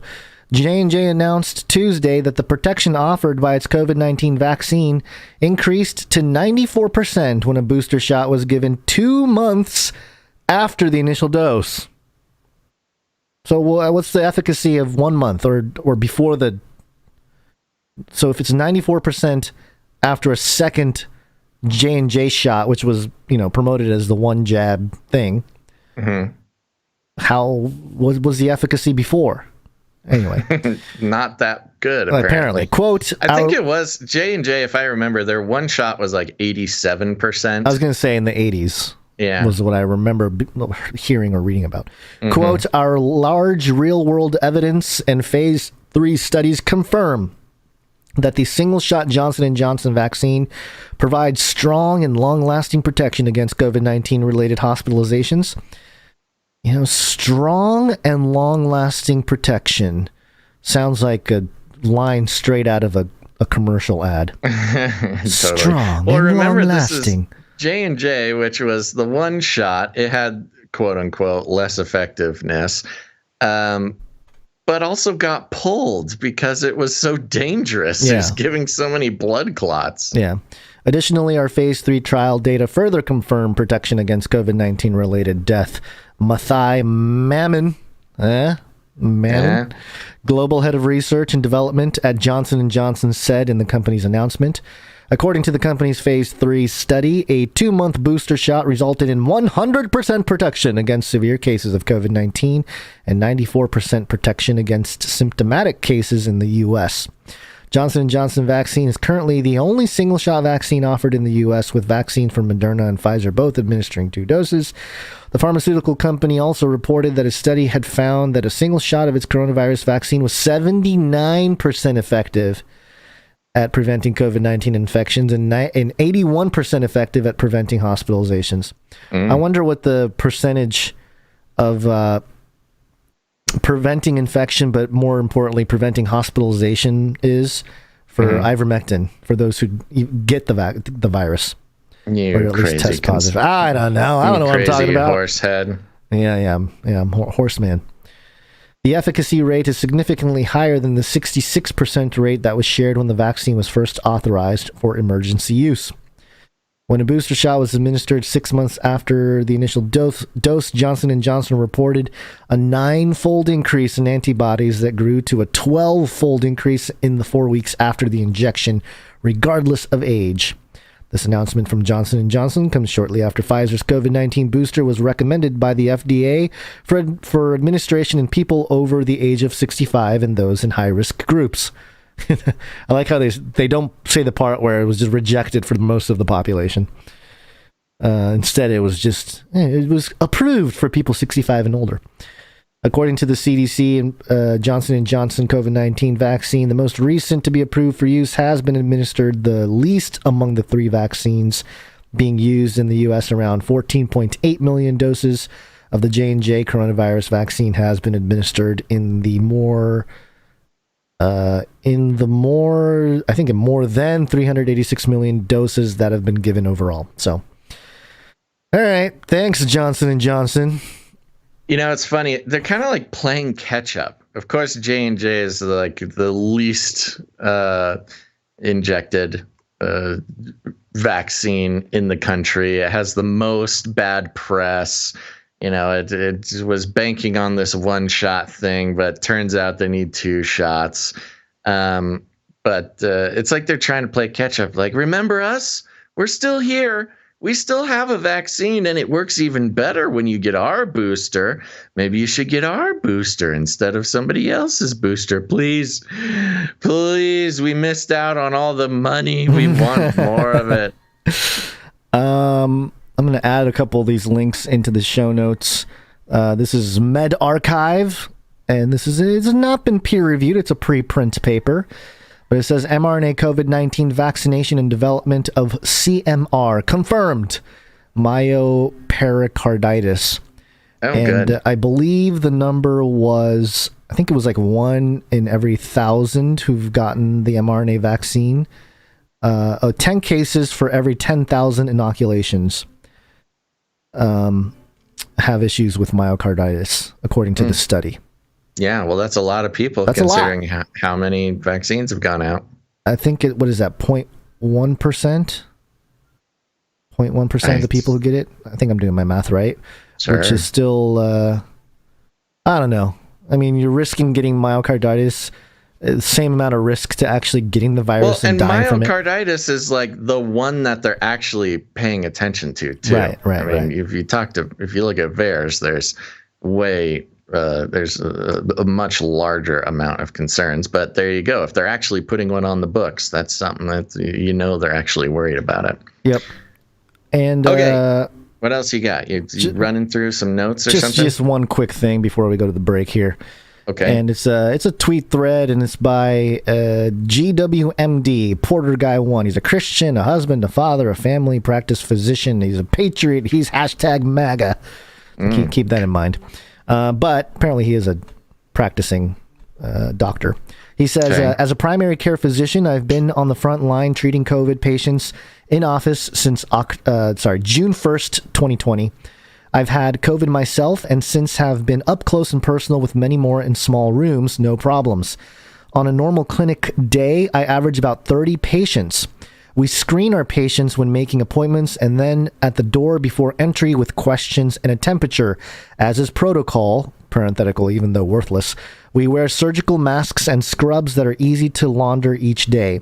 So this week, I just found out that OSHA, O-S-H-A, decided to weigh in 19 months later about how we now have to see patients. Starting October 1st, I will now have to wear full PPE along with a fit-tested N95, along with goggles, all of which can be changed out between each of the 30 patients. My nurse will have to do the same. I see 120 patients per week. Thus, between the two of us, our employer will be purchasing 240 pair of PPE masks/goggles so I could walk in the room, scare patients. I've been seeing for the past 15... there's a weird... I could scare patients I've been seeing for the past 15 months in order to fill their medicine/manage their care. We truly live in clown world. So there you go. Coming from a practicing person in medicine there. Yeah, well, it's a good time to be a PPE manufacturer. Yeah. medical equipment manufacturing. Good stock, maybe, to look into. Yeah. Which, by the way... I mean, I don't know how much. I think this is public, so I can say it now. The company that my wife works for is a medical supply company, and they just bought one of the biggest, other medical supply manufacturing companies. Ooh, exciting! And yeah, so there's this big merge happening. And the description, and this is not their first acquisition. They've made these big acquisitions in the last 4 or 5 years. And the talking point has been, the minnow ate the shark, in the last couple integrations.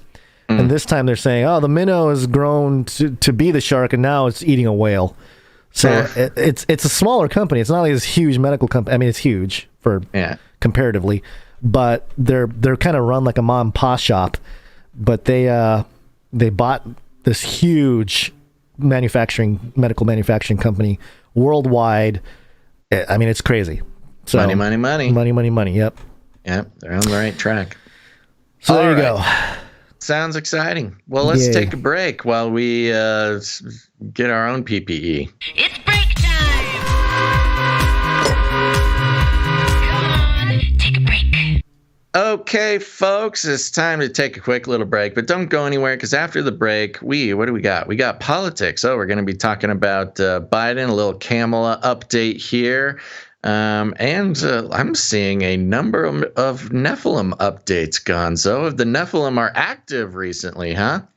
Yeah, it's a trifecta. It's a hat trick of NEPHILIM updates to wrap up the show today.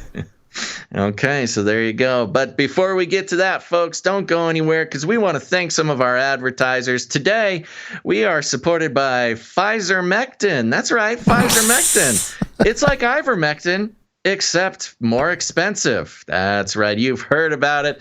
Ivermectin will turn you into a horse, but Pfizer-Mectin, it'll turn you into also a horse, but it'll be a politically correct social justice warrior horse, and it'll only be available for $3,000. Or you can get a special pack where you get $6,666. Don't worry, folks.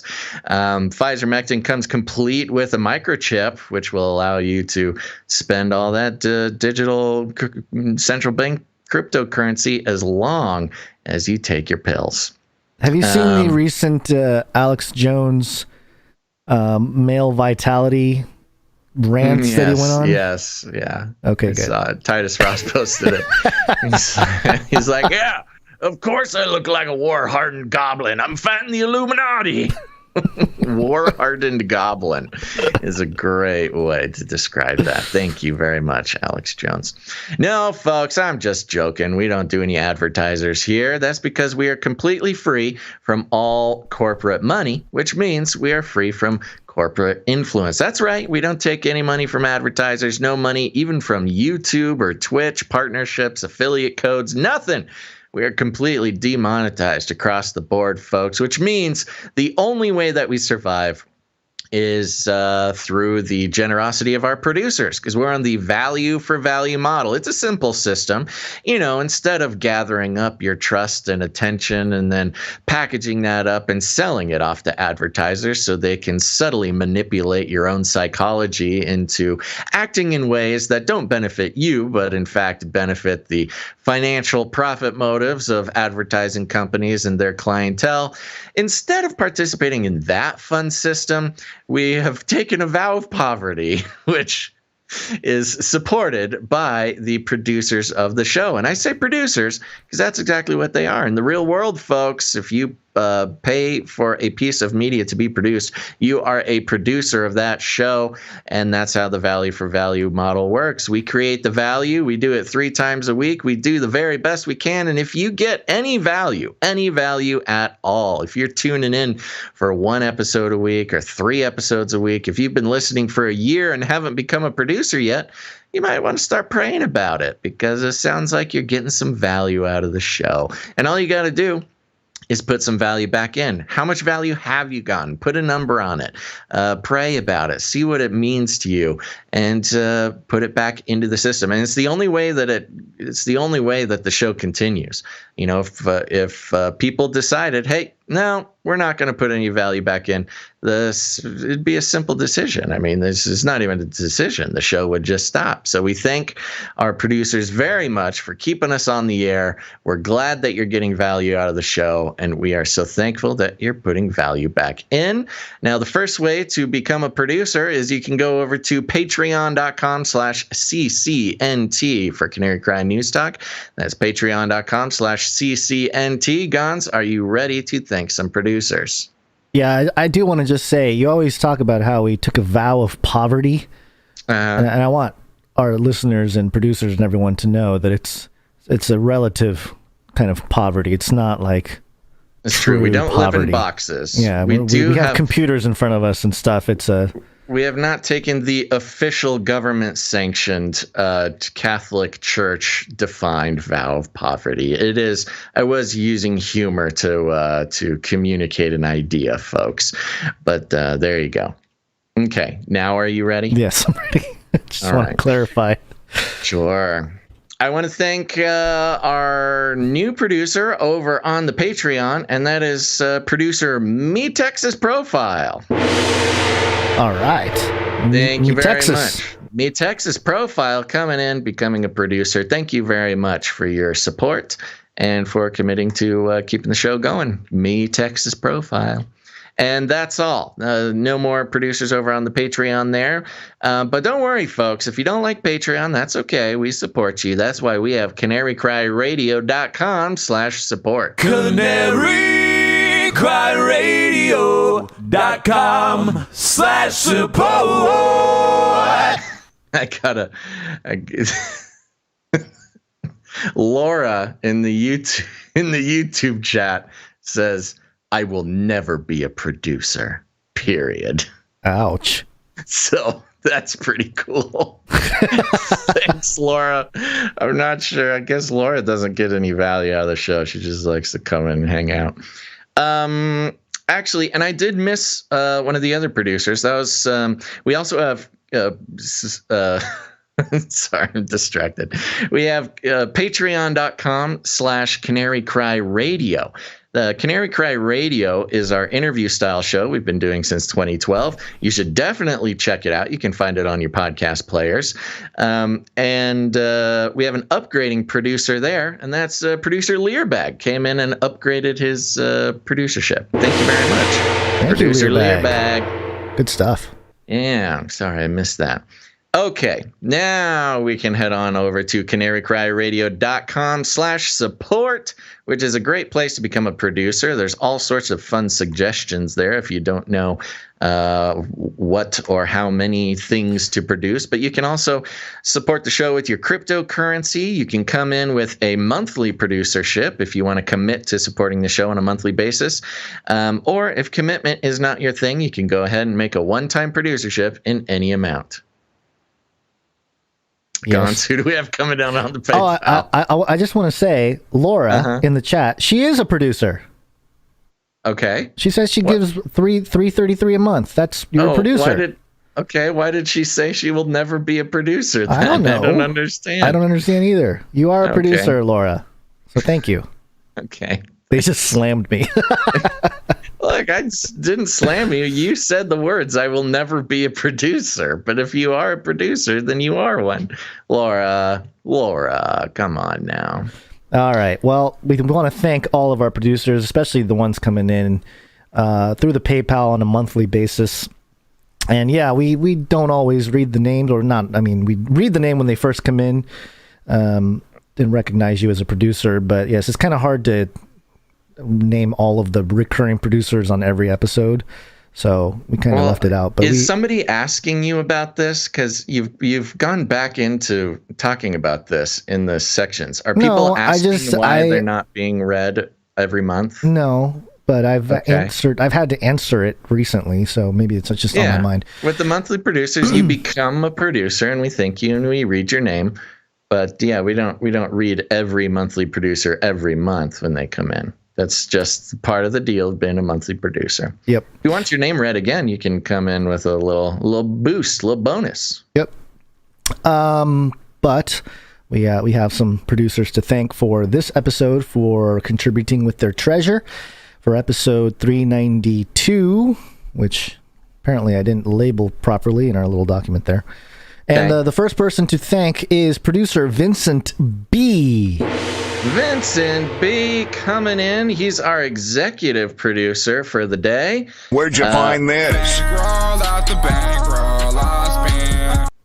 That's right. Executive producer Vincent B for episode 392. You know, it's tripped me out a little bit because Vincent B, as you were saying that, just sent us an email. Looks like it's about cryptocurrency. We have to read through that. But he sent his executive producer email here. He says, "Hi, Gons and Basil. I love your guys' ministry and finally had a chance to donate. It's so nice to hear you guys following Christ while making fun of dark things happening in the world and showing the peace that passes all understanding.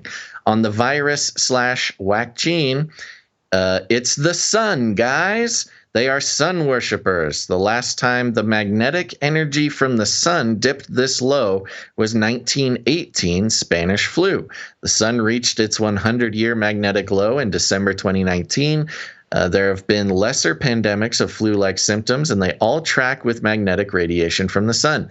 This is why they cannot show any transmission data, but they can track everyone by phone. I started this quest after reading The Invisible Rainbow by Arthur Furstenberg, a doctor suffering from electromagnetic sensitivity. He showed that the one of many sun cycles happens every 11 years, and before all the electro-radiation on the Earth from telegraph, then radio, then satellites, etc., the flu happened every 5.5 years across the Earth at the solar peak and valley. Nothing is in stone but my 2 cents based on my research. The only difference between 1918 and now is that they poisoned a large group with some experimental stuff, so we will see how this plays out, just as written in the Bible. Thanks for all that you do. God bless both of you. That's very interesting. Have you heard this magnetic? I mean, I'm aware of the magnetic dip and the magnetic stuff. I did not know that it corresponded with pandemics. Have you heard this theory before? Not exactly the way it was put here. No, I mean, it's very interesting. I mean, it is trippy that the sun has these magnetic cycles. I did hear about the last time the sun's, like the cycle of the sun went down was around the Spanish flu. I knew about that, but I didn't know about the magnetic part of things. Yeah, it's very interesting. And yes, I kind of skimmed through. Yeah, I skimmed through Vincent's email to us about Bitcoin, and he makes solid points, which I don't think we disagree with whatsoever. Yes. I don't want to read it because it's so long. No, but it's Vincent, very long. That's for us. We agree with pretty much everything you say here, and you're talking about the cryptocurrency. The cryptocurrency topic. Okay. He's basically kind of saying, hey, we should be careful about any movement that's freedom-based or, an anonymous founder. He kind of equates totally it to... Yeah, it's totally sketchy. I know. But if the central banks hate it, that's definitely something to look at. Well, that could be part of the ploy, obviously. I don't want to do Vincent be dirty by just commenting on an email I haven't read yet. Sure. Thank you very much for your executive producer, Vincent B., and very interesting theory there. Yep. There we go. Thank you very much, Vincent B. I'll write something back to him, to that email there. Next up, we have our associate executive producer, and that is Stephen T. Stephen T is one of our associate executive producers for this episode of Canary Cry News Talk 392. And Stephen T comes in with 103.30. Sends a note. Been following you guys since your appearance on Joe Rogan. Keep up the great work. Oh, there's so many layers to that joke. Thank you very much, Stephen T. I didn't know we were on Joe Rogan. And ITM, I am assuming. Yeah, we talked about it last episode. I know. I remember we mentioned that, but yeah. No, also, very funny joke. Thank you, Stephen. Thanks, Stephen. Appreciate it. I appreciate the associate executive producership there.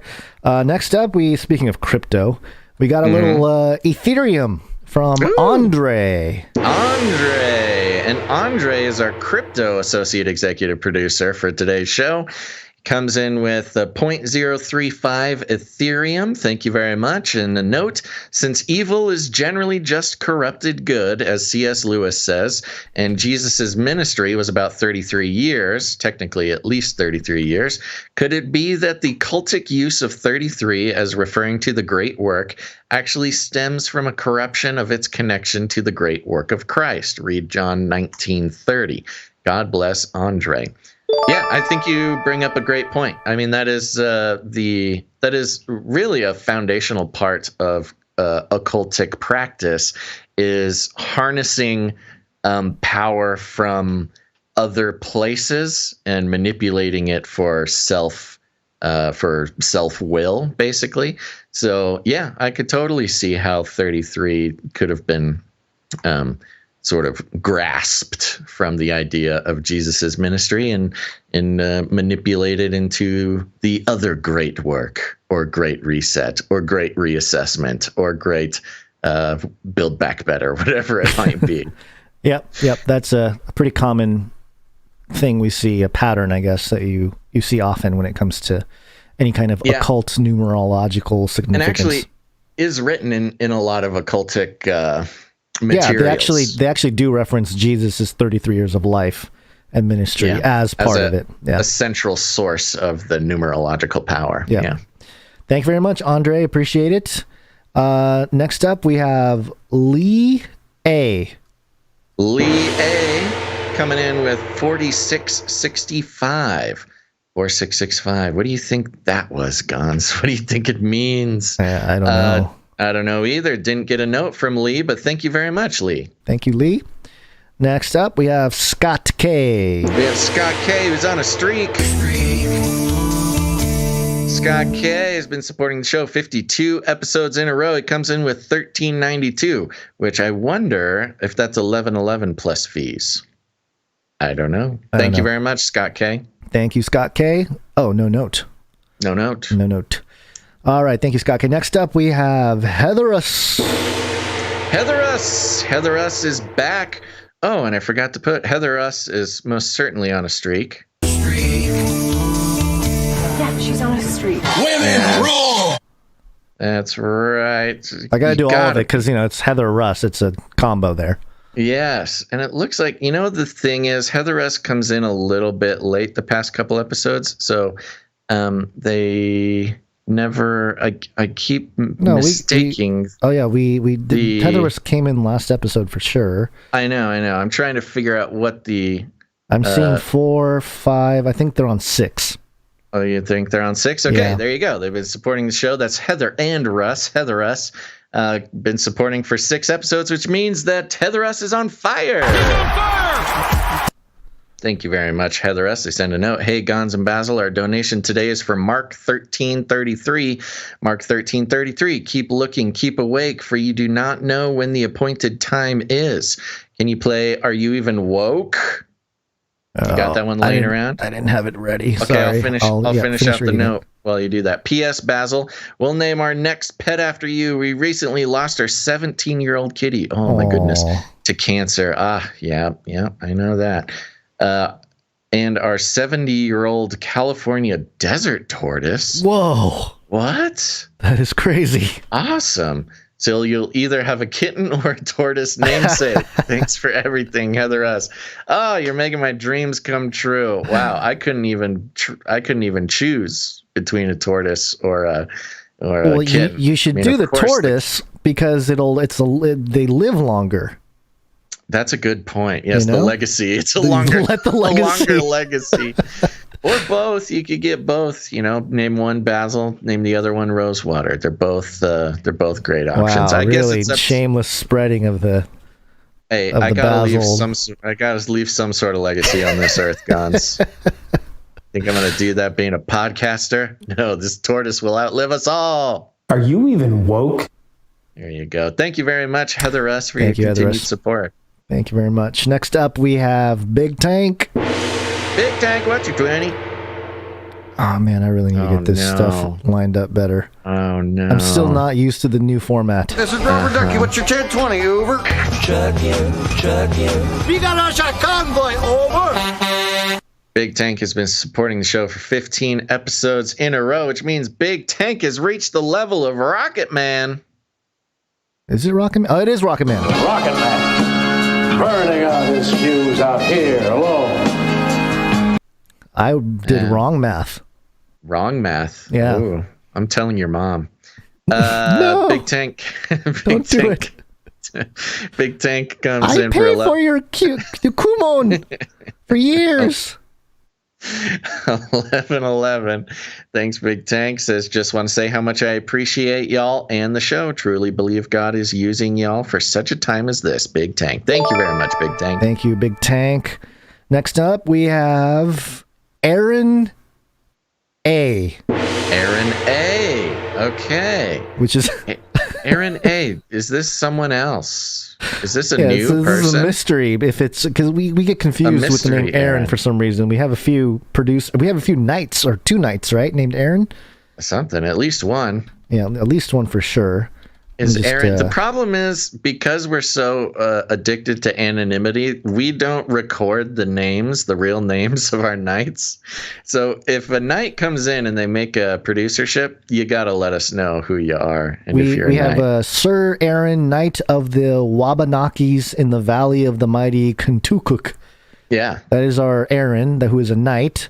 But I don't know if this is that Aaron. I'm guessing not, because it came in as a Aaron with a.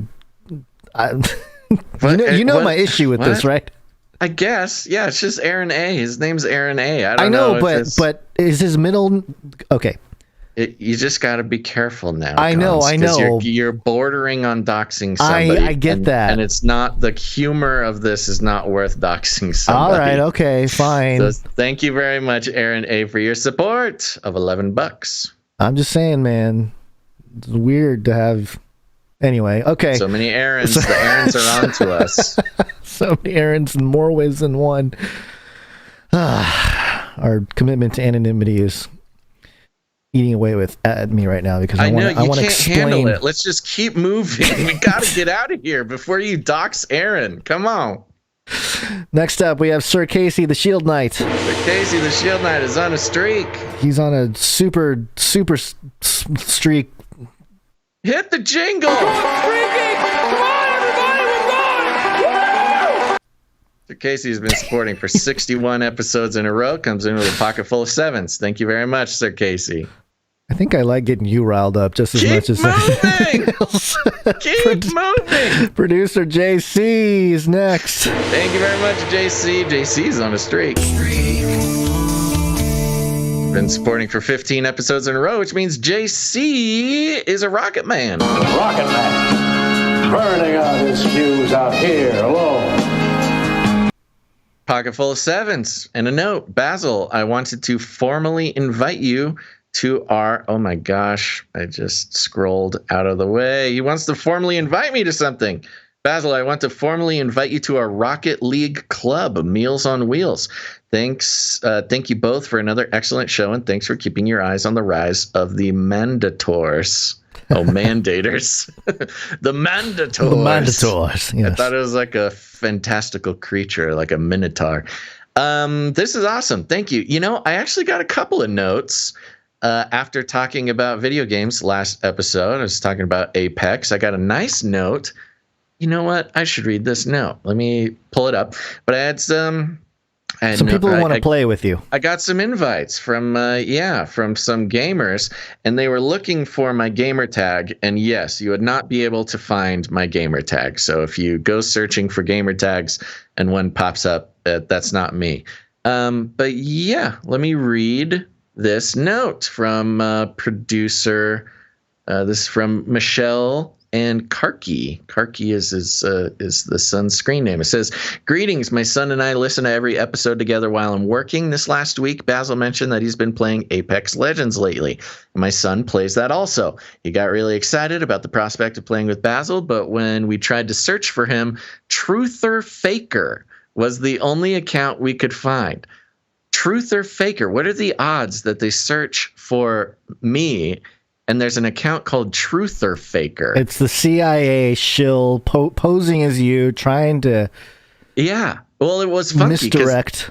That is not my account. And yeah, it seems like somebody out there used my name to make an account called Truther Faker, which is a little bit of a burn, I think. So yeah, anybody out there, if you're searching for my gamer tag, if there's someone called Truther Faker, that is not me. I have a suspicion of who it might be. Okay. I will keep it to myself. I'll let you know after. I think you know who I'm thinking of. Maybe. Yeah. Oh, yeah. Well, we got haters out there. So I know. It's certainly one of those haters, probably. Truther Faker was the only account we could find, and without the googly eyes in the profile picked, we opted not to risk for friending a stranger. All of that to say, Basil, if you're going to say, for all you Canarians, could you let us know how to find you to join you? LOL. There's a children's gaming enjoyment at stake here. Anyway, you both brighten my days and weeks. I appreciate you most immensely. God bless Michelle and Karki. That's his screen name. Okay. Yeah. So that mixed with producer JC here, I think I'm going to have to make a public gamer tag so I can game with some of these people. The one hesitation I have with this is there are moments, I'm not proud of it, but there are moments while gaming where I am not the best me that I can be. I'm just being honest. But yes, I should make your savagery comes out. I mean, it's kind of the competitiveness can come out, and I don't want to scare anybody. But yes, I will work on making a gamer tag that I can make available to the public. And I would love to join your Rocket League club, and I would love to play Apex Legends with anybody who will play with me. I just had a weird scenario play out in my head, a vision. I wouldn't call it a true vision, but it was a moment where like a Trump supporter is trying to tell his kid, like, hey, kid, you play too much video games. Get off the console, And the kid is like, what, you want to be like China and prevent me from playing games? And the Trump supporter dad, like, not knowing what to do with that, Like, oh no. Yeah. If I do that, then I'm like China. That's a good point. What are you, a communist? Dad? Exactly. All right, let's keep going. It's Thank you, the further JC. destruction of the U.S. It's planned. I think that was part of the PSYOP. Yeah, it's certainly. All right, next up we have Sir Salmon's Night of the Fishes. Sir Salmon's is on a streak. He is. 6 episodes in a row, and that means Sir Salmon's is on fire. He's on fire! Comes in with 3s plus fees. Oh no, he comes in with $3. Yes, $3.92. The show episode number producership. Happy episode 392. Hope y'all are well. Very rainy in my neck of the woods on this first day of fall. Stay dry, lads. Basil, can you do the "It's Wednesday, my dudes" meme to commemorate this Wednesday? Many blessings from the fishes.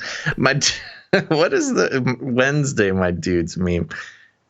Did I talk about this meme? The deconstruction of the my dudes, it is the Lord's Day meme. You might have mentioned it. I don't know.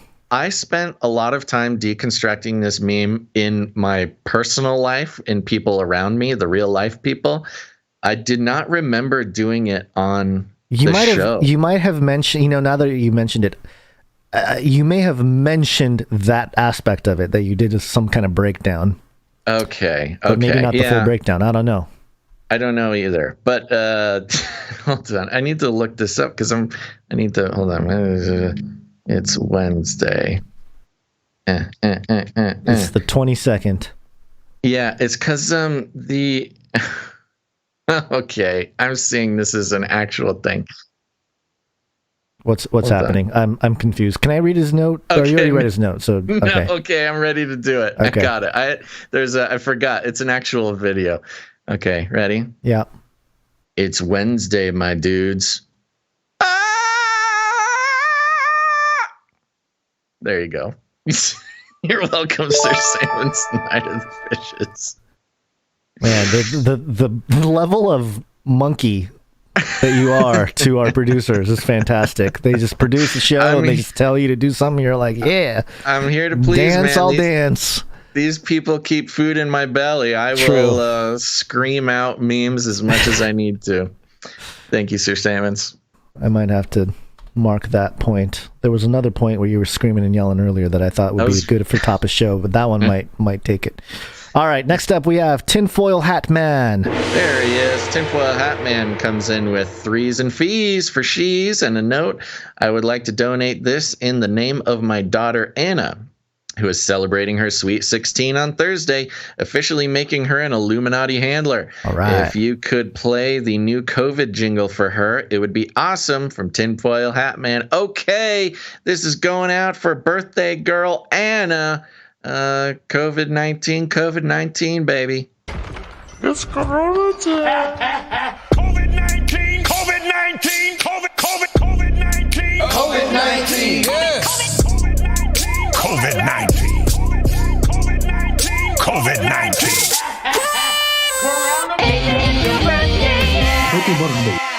Happy birthday, Anna. 16. You did it. You're officially an Illuminati handler thanks to Tinfoil Hat Man. Yeah. And she will hopefully be driving.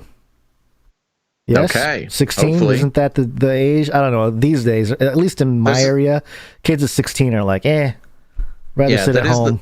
That is the legal age, but yes, there's actually some interesting statistics on Gen Z 16-year-olds waiting longer to drive. Yeah. Thank you very much, Tinfoil Hat Man, and happy birthday to Anna. Stay safe. Stay safe. Next up, we have Brant W. Brant W is on a streak. 16 episodes in a row. Also comes in with a pocket full of threes plus fees. And he says the streak continues. Faux she's. Hashtag she's whiz. She's whiz. Cheese emoji. That's right. Thank you, Brant. Fantastic. Next up, Veronica D. Veronica D is on a streak. Yeah, she's on a streak. Women rule! Now, Veronica D made it to 27 episodes in a row, the most contested name of a streaker. I believe we were discussing turning this back into the Firmament Buster because we actually have a jingle for that one. Yes, that is potentially correct. Shall we do that correct. for Veronica D? Yeah, hold on. Okay, while you line that up, pull it up here. Here you go. Veronica D on a 27 episode streak of supporting the show. That is either the 3-cubed triple threat producership or the Firmament Buster.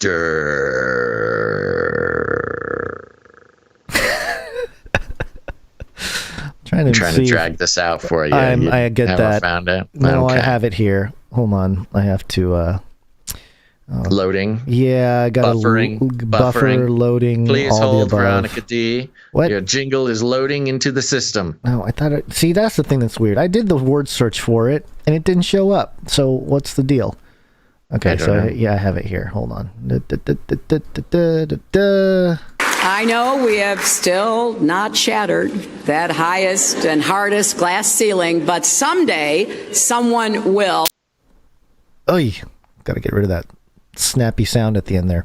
We gotta get some trap music behind that. I know. We need to update the thing there. But it was Eyes to See for Me who actually sent that to us, and he reminded us that he had done so. And by the way, in his note, he had mentioned about the Ohio meetup.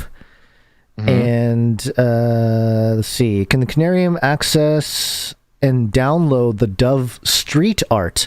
Yes, if you just go to CanaryCry.Talk.com, click on the episodes, you can get just a right-click download on those images there. Yeah, we have not centralized the street art yet. Yeah, but if you do go to the episode pages, remember it's every Friday's show. You can go to the Friday show notes and download it straight from there. But yes, we do need to centralize that. Yeah, I want to put these flyers up on college campuses near me and rattle some cages. Do it. Dove, are you interested in doing street art for the Christian startup? Okay, this is different there. That's different something thing. else. All right. Lastly, further detail, the Ohio meetup location is only 30 minutes from Michigan and 1 hour from Indiana, so I hope that encourages more to attend. So there you go.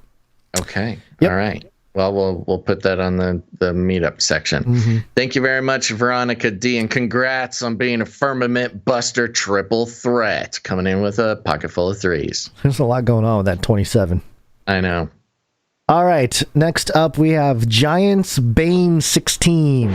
Producer Giants Bane 16 comes in with a pocket full of threes and a note. God brought me to age of deceit and my eyes were open. Then to face like the sun where I began to understand. Now to CCNT to navigate these dark times. I can't thank you guys enough. Sorry this isn't more. Times are very hard. Giants Bane. We understand times are tough, Giants Bane, so no worries. Thank you so much for coming in and producing the show. And what a great roadmap, not just of Giants Bane's journey into what we're doing here, but also, I mean, the journey of Gons and his online creatorship. Yep. I was telling you before we went on air that I get sad sometimes, when I see some other YouTubers out there Yeah. And I see the success they're having, and I'm like, oh, I get that fondness. Used to be me. I had a thing going there once. Yeah. I feel like an old man. I had a YouTube channel once. Back on my YouTube channel. Before they were taken over by the Chiners. Before the communist censorship. All right. Thank you very much, Giants Bane 16. We appreciate the producership there. Thank you very much. Next up, we have Gail M. Gail M's on the street. Yeah, she's on a street. Women rule! Don't step on Newsom. Don't step on. No step on Snack. 29 episodes in a row. Gail, thank you very much. She comes in with 316. Hola, Canary family. God bless y'all, and thank you again for your prayers. You're welcome. We'll keep praying for you, Gail, and everyone over there in the Gail M clan. Yeah. We, yes, praying for them. Which, by the way, we should just unleash the producers right there for Gail M and her situation there. Are you okay with that, Basil? Go for it, bro. Producers, assemble!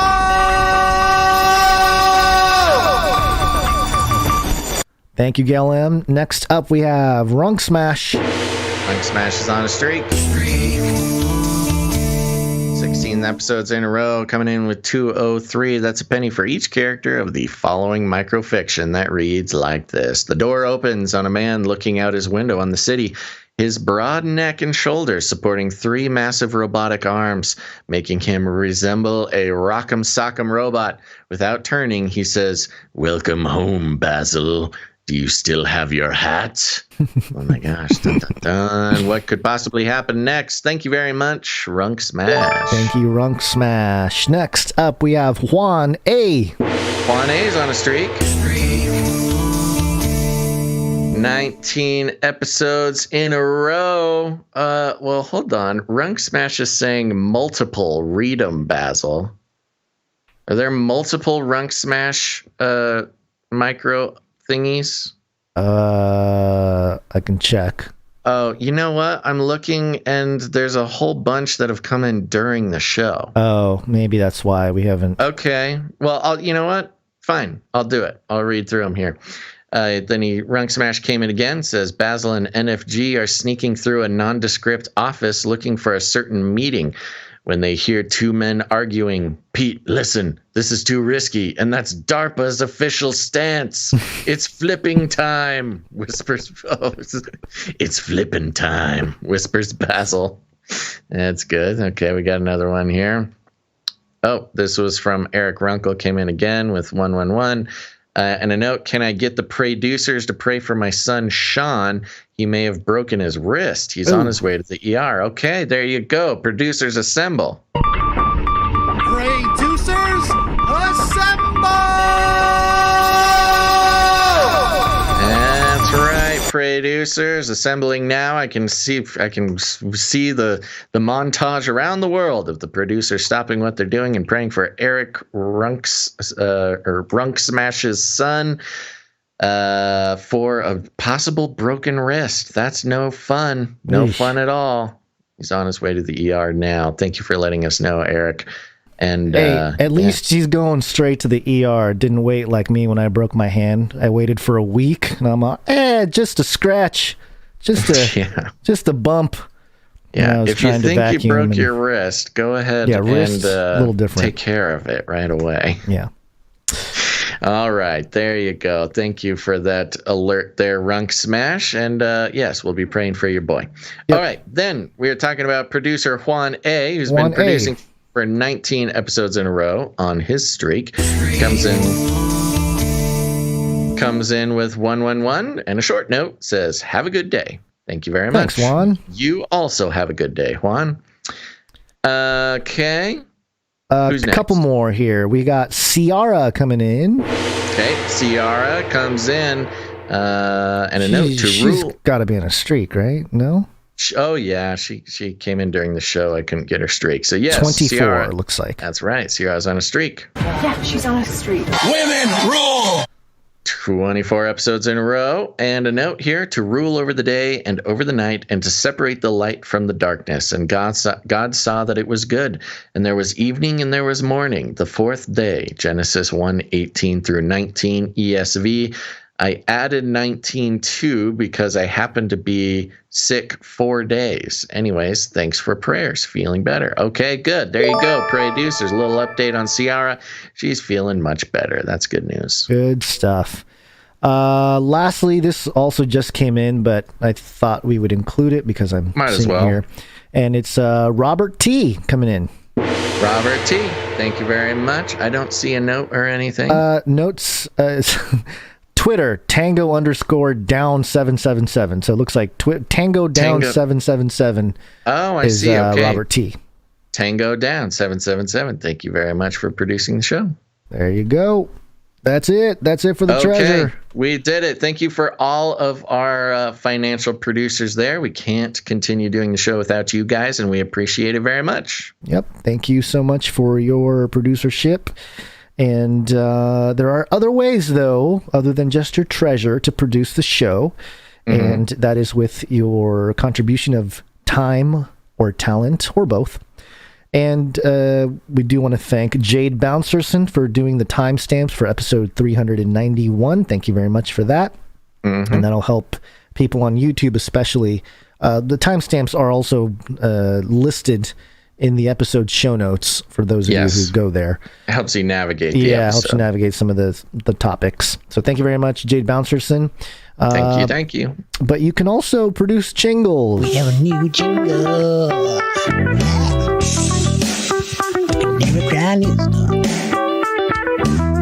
And we have a couple pieces of jingle that came in today. This first one is from Learbag 3000.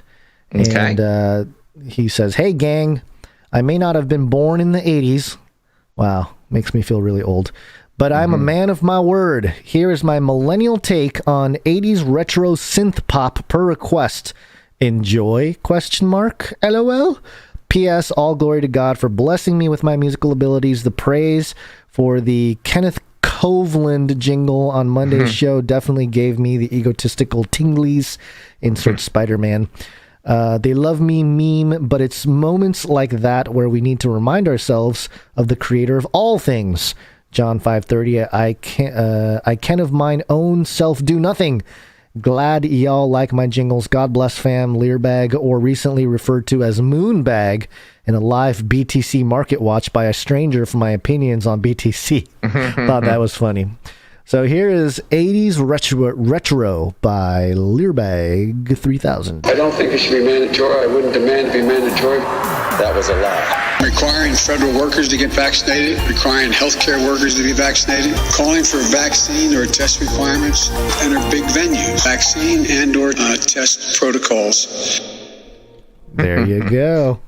Puts a whole new spin on Biden's 80s romantic mandates there. Yeah, he's just lies. So many lies. He's just a happy old man. Mm-hmm. Thank you very much, Learbag. Thank you, Learbag. Appreciate that. Next up, we got another piece from Lloyd V. We haven't heard from him. It's been a while since Lloyd dropped anything our way. Mm-hmm. Okay, wonderful. He sent in a couple pieces. He sent in I think this is an old one that I think we're rehashing here. This is Order 66. The time has come. Execute Order 66.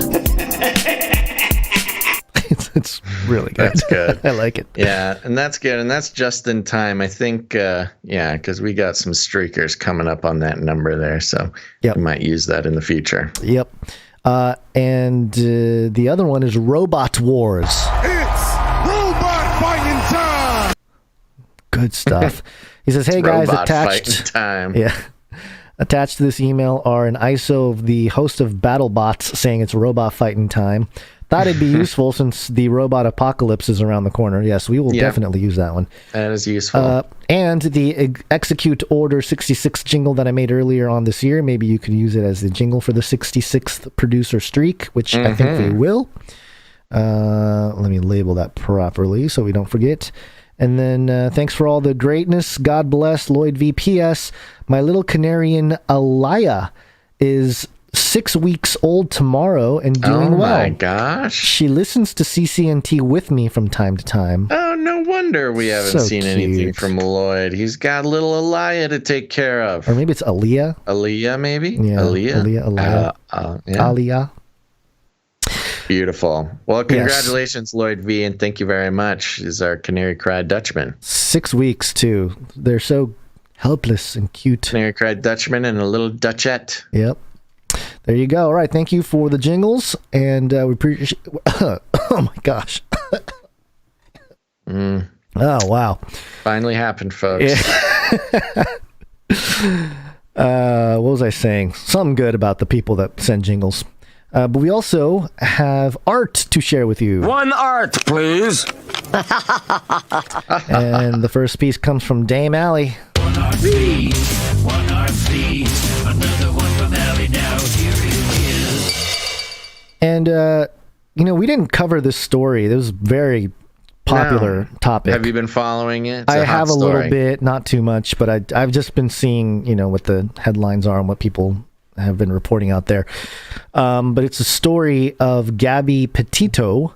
And the note here that accompanies this piece reads, as the ongoing drama of the end of Gabby Petito's road trip of a lifetime continues to unfold and fill the headlines, some are asking what the immense focus on this one story is an ocean of stories is meant to obscure. Is it sleight of hand? Definitely possible. Oh, I lost my thing here. Okay, hold on. Look at keep doing it. Sorry, I keep kicking myself out of the email.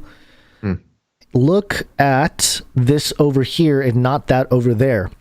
Is it an unfair preoccupation on this victim of violence when there are so many other lives lost to violence every day? Good question. Yeah. Regardless of how her death is being used, Gabby remains a precious daughter, a public figure representing all the precious daughters and precious sons whose lives have been ended by violence. This mother's heart breaks for all the mothers who are mourning the loss of their children, especially those who have been lost to domestic violence. Revelation 21:4, and God shall wipe away all tears from their eyes, and there shall be no more death, neither sorrow nor crying, neither shall there be any more pain, for the former things are passed away. And that's Epony Blaze who wrote the note that accompanies the art piece here. And this is a portrait of Gabby Petito. And that's right. For those of you who may not know, if you're not following the story, it's all over the place. She was a Instagram influencer type person in the van life sort of niche there. And she was on a big old cross-country road trip with her boyfriend in their van and Instagramming it and things. And then the boyfriend returns from the trip quietly to Florida. I believe she lives in New York, or her family's in New York or something. Boyfriend comes back from the trip, but Gabby does not return from the trip. Boyfriend immediately clams up, does not cooperate with police, lawyers up, and is currently missing. And there's been some reports there was a police report where somebody made a police report where they had saw them in a domestic dispute, saw the boyfriend being a little rough, and she's been missing. They found her body last week or earlier this week or something. Very sad story. Is interesting just how much of a how much attention this has gotten. And it is it's a very sad, obviously. I'm not saying anybody who, falls victim to something like this doesn't deserve attention, but it is interesting. If she wasn't an Instagram influencer, would the news care? That type of thing. Right. But yeah, very sad, no matter what. I'm wondering if it has to do with just I don't know, kind of a mind control thing for social media influencers in general, and movement, like traveling. Yeah, could be. If you're talking about sort of the meta narrative. During COVID and everything, this van life thing exploded because people want to get out of society and disconnect from lockdowns and things like that. And there's certainly a meta-narrative of, well, traveling in a van is very dangerous. You could get killed by your boyfriend or something. Even if you're a influencer Even if you're on an Instagram. Influencer, yeah, something like that. Yeah, all sorts of narratives lining up for this. Very sad and a humongous national story, which is, always something to be skeptical of. Yeah. But I imagine that there will be plenty of true crime podcasters who will spend lots of time trying to figure this one out. Yep. Thank you very much, Dame Allie. And it's always good to, I've noticed Allie will bring up topics that we don't necessarily cover. Yeah, I appreciate that very much. Gives us an opportunity to comment on it. And yes, by the way, we are talking about art here, and this is a fabulous portrait of Gabby. And I would maybe say you should. I'm sure that there's some sort of account that you could send this to. Maybe the family would be blessed by seeing this beautiful portrait of their daughter. Yep. Thank you very much, Ali. And we got one here from Sir Dove. One art piece from Dove. And we have a note.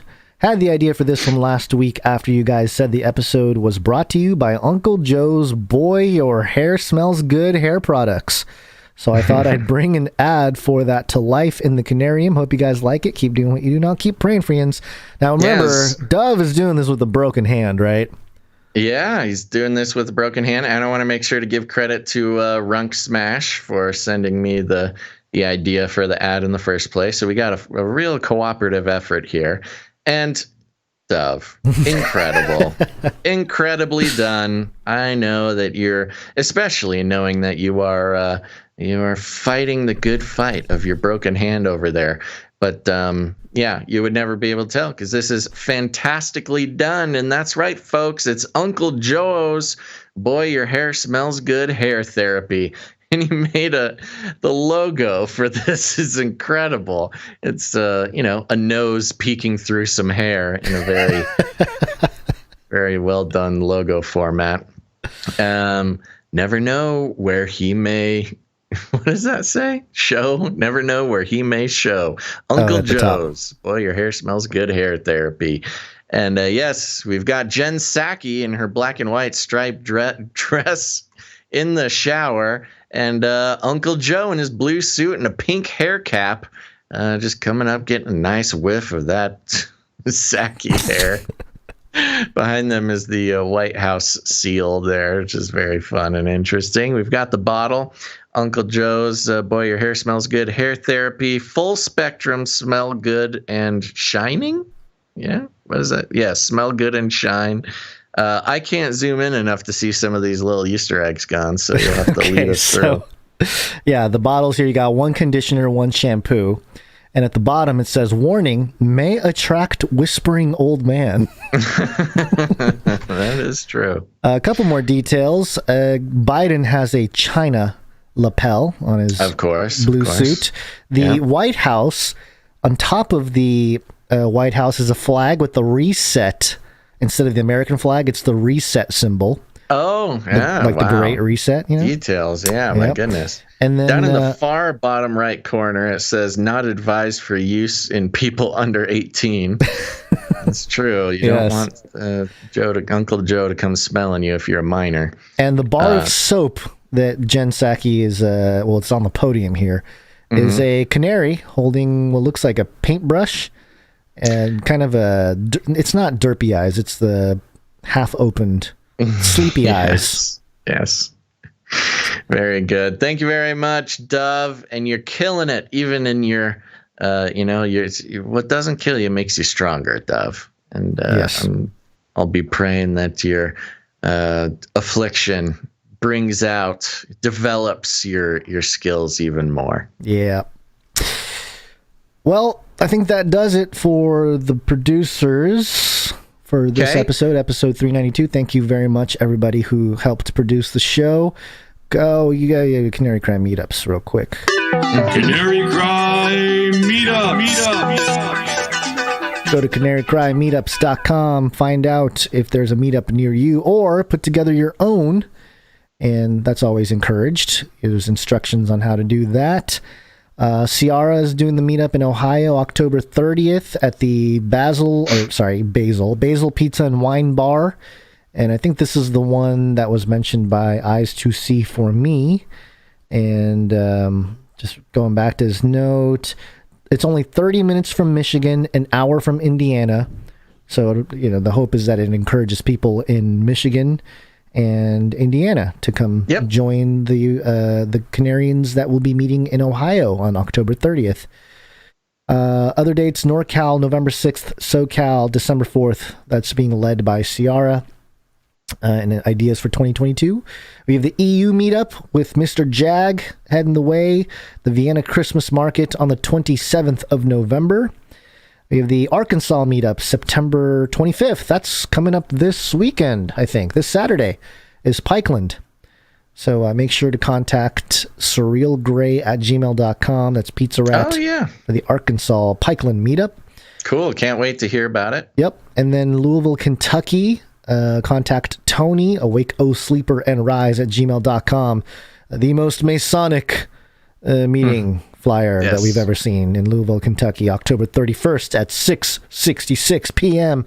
Mile Wide Brewery with bring your children. And North Idaho, Josiah doing a meetup on October 16th in Sandpoint, Idaho. Contact Josiah B. Dyer @gmail.com. All the information can be found at CanaryCry.Meetups.com. You got anything to say about any of that, Basil? Nope. Sounds good. Make sure to head to these meetups. If there's one near you, definitely do your best to attend, not just for nothing, but it's very important to connect with other Canarians like you. Everybody will be on the level. You'll have lots to talk about. Everybody will have fun, be friends, and of course, it's good to meet people in the same state of mind if things go sideways. You want to have those connections, like you said, head over to CanaryCry.Meetups.com. If there's not a meetup near you, there's instructions to put on your own meetup, and to guarantee there are some Canarians near you. So there you go. Canary Cry Meetup. Sorry, wrong one. This is fun.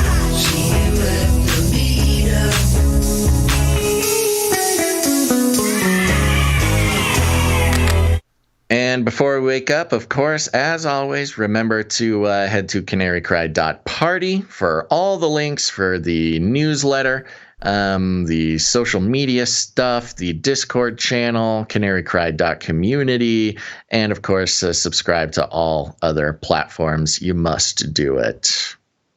I think that's it. Oh, and thank you to everybody who's been checking out Ravel. Like I said, there's a new episode came out on Sunday. There will be another episode that comes out this next Sunday.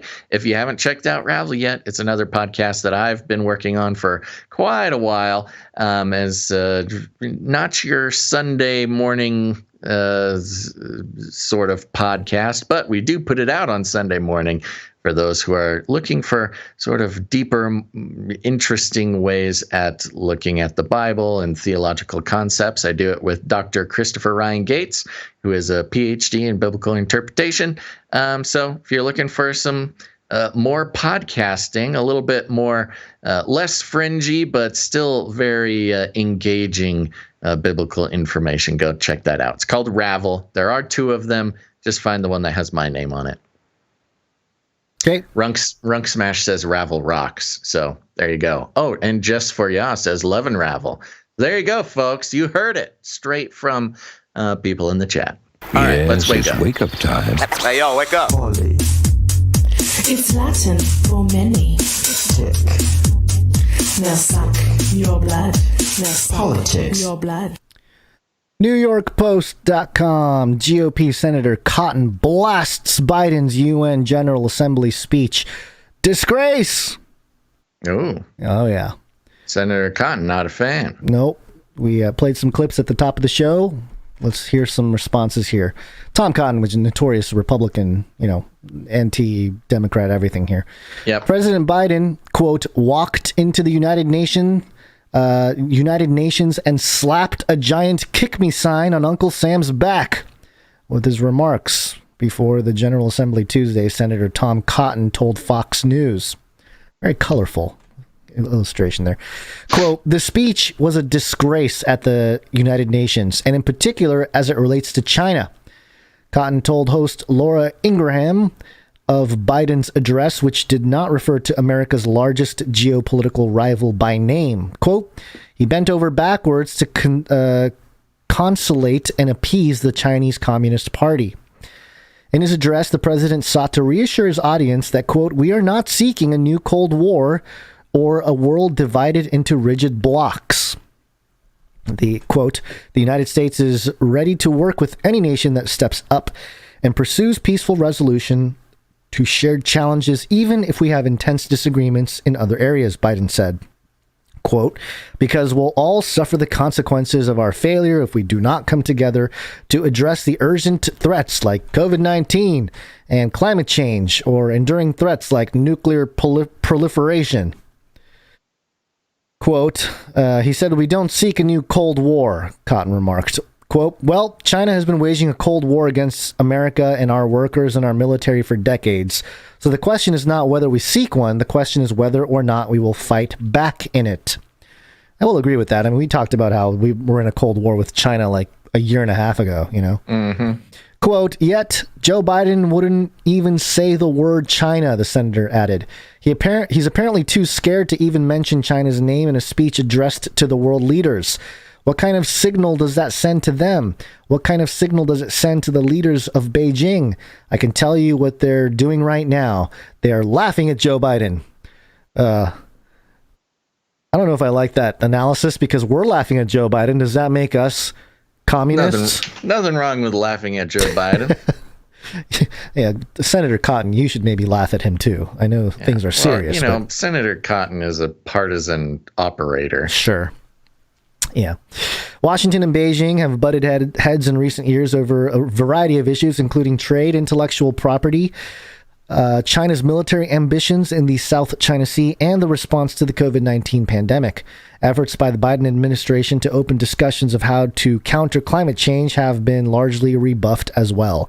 Hours after Biden announced the U.S. would increase financial aid to poorer nations to $11.4 billion by 2024, so those countries could switch to cleaner energy, Chinese President Xi Jinping announced that China will no longer fund coal-fired power plants abroad.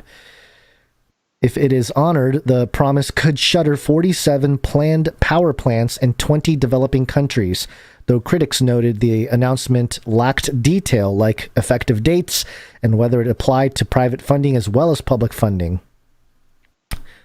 End of article. Not very exciting. No. It's just, it's New York Post, so they have to give a little airtime to the Republican side of the conversation. Yeah. But, it's one of those things where the analysis that you'll get of a Biden speech from shows like ours is probably more beneficial than a commentary you're going to get from some, the other side of the political aisle. That is a great point. I mean, if you're just looking for some response to the Biden speech and all you're getting is this lame response by Senator Cotton, I mean, what the heck is even the point? He looks like he's very tired and hasn't gotten much sleep, by the way, in his little thing with Laura Ingraham. Yeah. Look, if you could see behind these googly eyes, you probably could say the same thing. But real bloodshot, real veiny. I think you make a good point. If that is the best criticism that you're getting from the conservative partisans, just shouting China for no reason, and not actually going into both the content of what Joe Biden was talking about and the delivery, which I think both deserve attention, which we gave it at the top of the show. Yeah, that's why we have to exist, Gons, because otherwise all you get is Senator Tom Cotton putting some, Republican spin on it. Yeah, the China spin. Yeah. There was a clip that was being shared around the last couple days, and it was Boris Johnson meeting with Biden. in the White House, in the Oval Office. And did you see this clip before, Basil? No, I have not seen it. Okay, so what they're talking. Interestingly enough, the clip that I have here starts with Boris talking about interruptions, and then this lady starts shouting at all the reporters to get out, or to end it, telling them thank you. Okay, it's a very bizarre way to end a press event opportunity. I don't know what to call it. Okay. But here's Boris Johnson and Biden sitting on chairs, in the Oval Office. They both have their masks on. Got to virtue signal that. And here's the clip. Interrupts or unbalances the Belfast Good Friday Accords. That's the Belfast Good Friday Agreement. That's the. I think that's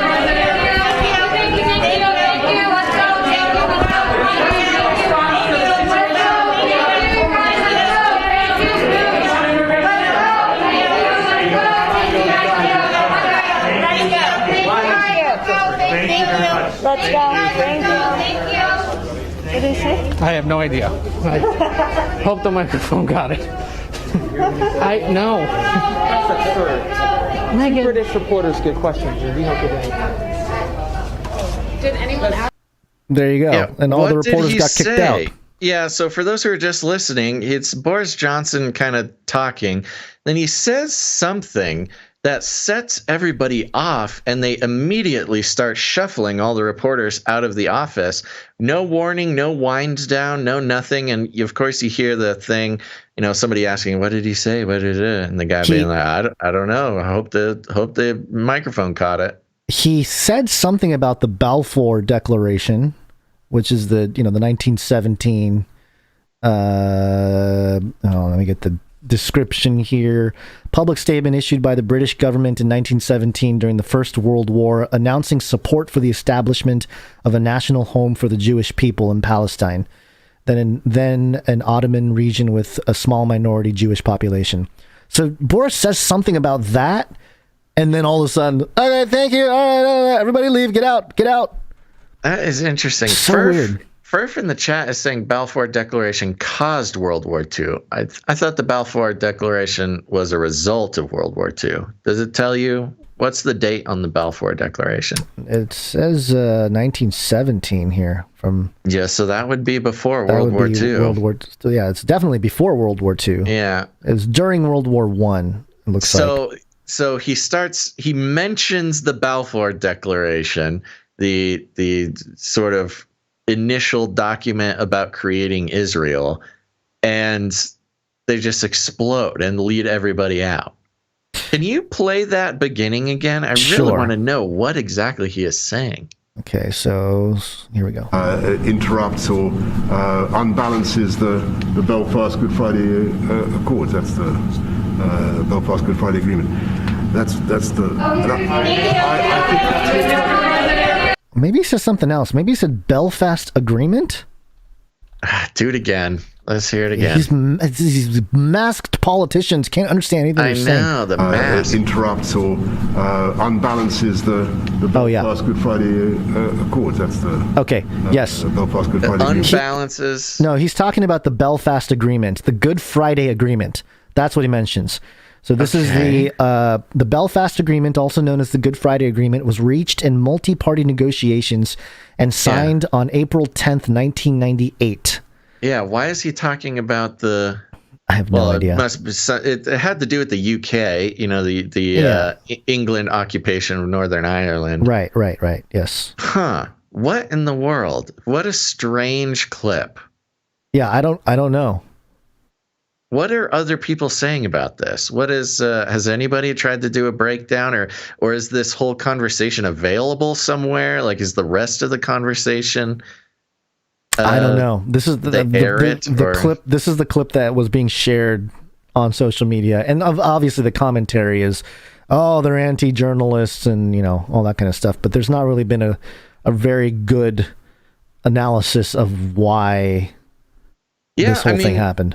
Again, I would have to hear more, but Boris Johnson talking, there are things that the Prime Minister of the UK, more specifically England, there are things that person in that office could say about the Belfast agreement, whatever it is, the Belfast, the Good Friday agreements, that could be pretty inflammatory. So I wonder if maybe they're just trying to cut him off or not let him talk too much on that. I don't know. That's interesting. Whatever it is, it was a topic that they didn't want Joe commenting on because he would say something crazy. Well, that's the interesting thing, too. When you watch the video, after all this chaos erupts and they start shuffling reporters out of the room, the cameraman zooms in on Joe Biden's face, and the confusion on Joe Biden's face is tangible. Yeah, it is. Well, Boris too. He doesn't know what's going on either. Yeah, it looks like these guys were a little confused on what was going on too. I don't know, man. I wish I had more to say about it. There's not much to go off of. There's an article here by what is this? This is the Irish Times. And I thought maybe like Joe was falling asleep or something, and they're like, "Oh, okay, get out of here. Nobody." If we start yelling, it'll wake him up and we can end this. Yeah. Irish Times headline, Biden wrong to have concerns over Belfast agreement, UK minister says. So let me see here. So maybe Joe Biden expressed some sort of concern about the Belfast agreement. Joe Biden is wrong to have concerns about the Belfast agreement and does not fully appreciate the row over post-Brexit trading arrangements, a UK cabinet minister has said. The U.S. president downplayed the prospects of a trade deal with Boris Johnson during talks at the White House and raised concerns about Northern Ireland's situation. Mr. Biden, who is proud of his Irish roots, issued a fresh warning for the UK not to damage the peace process in Northern Ireland over the EU departure. He did not counter the assertion from his predecessor Barack Obama that Britain would be at the back of the queue for a post-Brexit free trade agreement. The UK's Environment Secretary George Eustice suggested Mr. Biden's concern about Northern Ireland were based on, quote, just reading the headlines and listening to accounts. So it sounds like Biden was just running his mouth about something he didn't know anything about. Yeah, maybe Boris was pushing back a little bit, and whoever that is a very tenuous.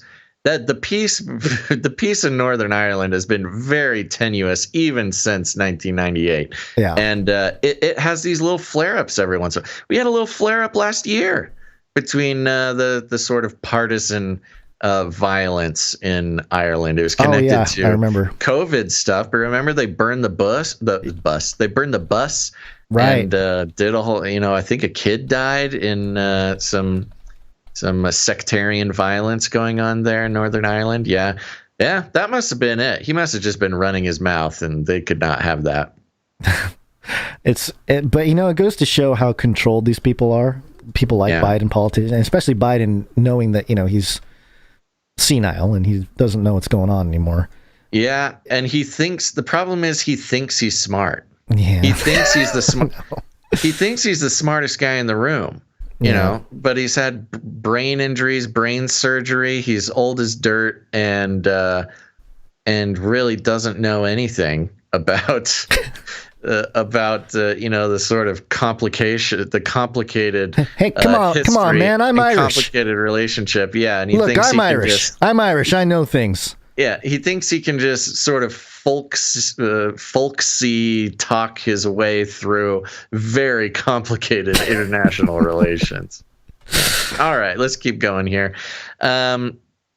Let's see. Oh, that was the Irish Times article you had. Yep. I just added that in there. And this is Kamala talking about the Haiti situation. Have you seen this clip before, Basil? No, okay. I've not watched a lot of clips the past couple days. Yeah, okay, here we go. What I saw depicted about those individuals on horseback treating human beings the way they were is horrible. And I fully support what is happening right now, which is a thorough investigation into exactly what is going on there. But human beings should never be treated that way, and I'm deeply troubled about it. The whole point is that we have to understand Haiti. I mean, talk about a country that has just experienced so much tragedy that has been about natural disasters, and we really have to do a lot more to recognize that as a member of the Western Hemisphere, we've got to support some very basic needs that the people of Haiti have. Wow, she's just rambling. Mm-hmm. So she's talking about, I did see these horseback things. So you had some Haitian immigrants trying to come across the Mexican border, and Border Patrol on horseback sort of rounded them up. And there's some very striking images. You saw those pictures? Yep. Yeah, very striking images of like very cowboyed up Border Patrol agents, like rustling, like rounding up these poor these poor Haitians in the desert. The part that I think you're overlooking here, Basil, is this comment here. Treating human beings the way they were is horrible. And I fully support what is happening right now, which is a thorough investigation into exactly what is going on there.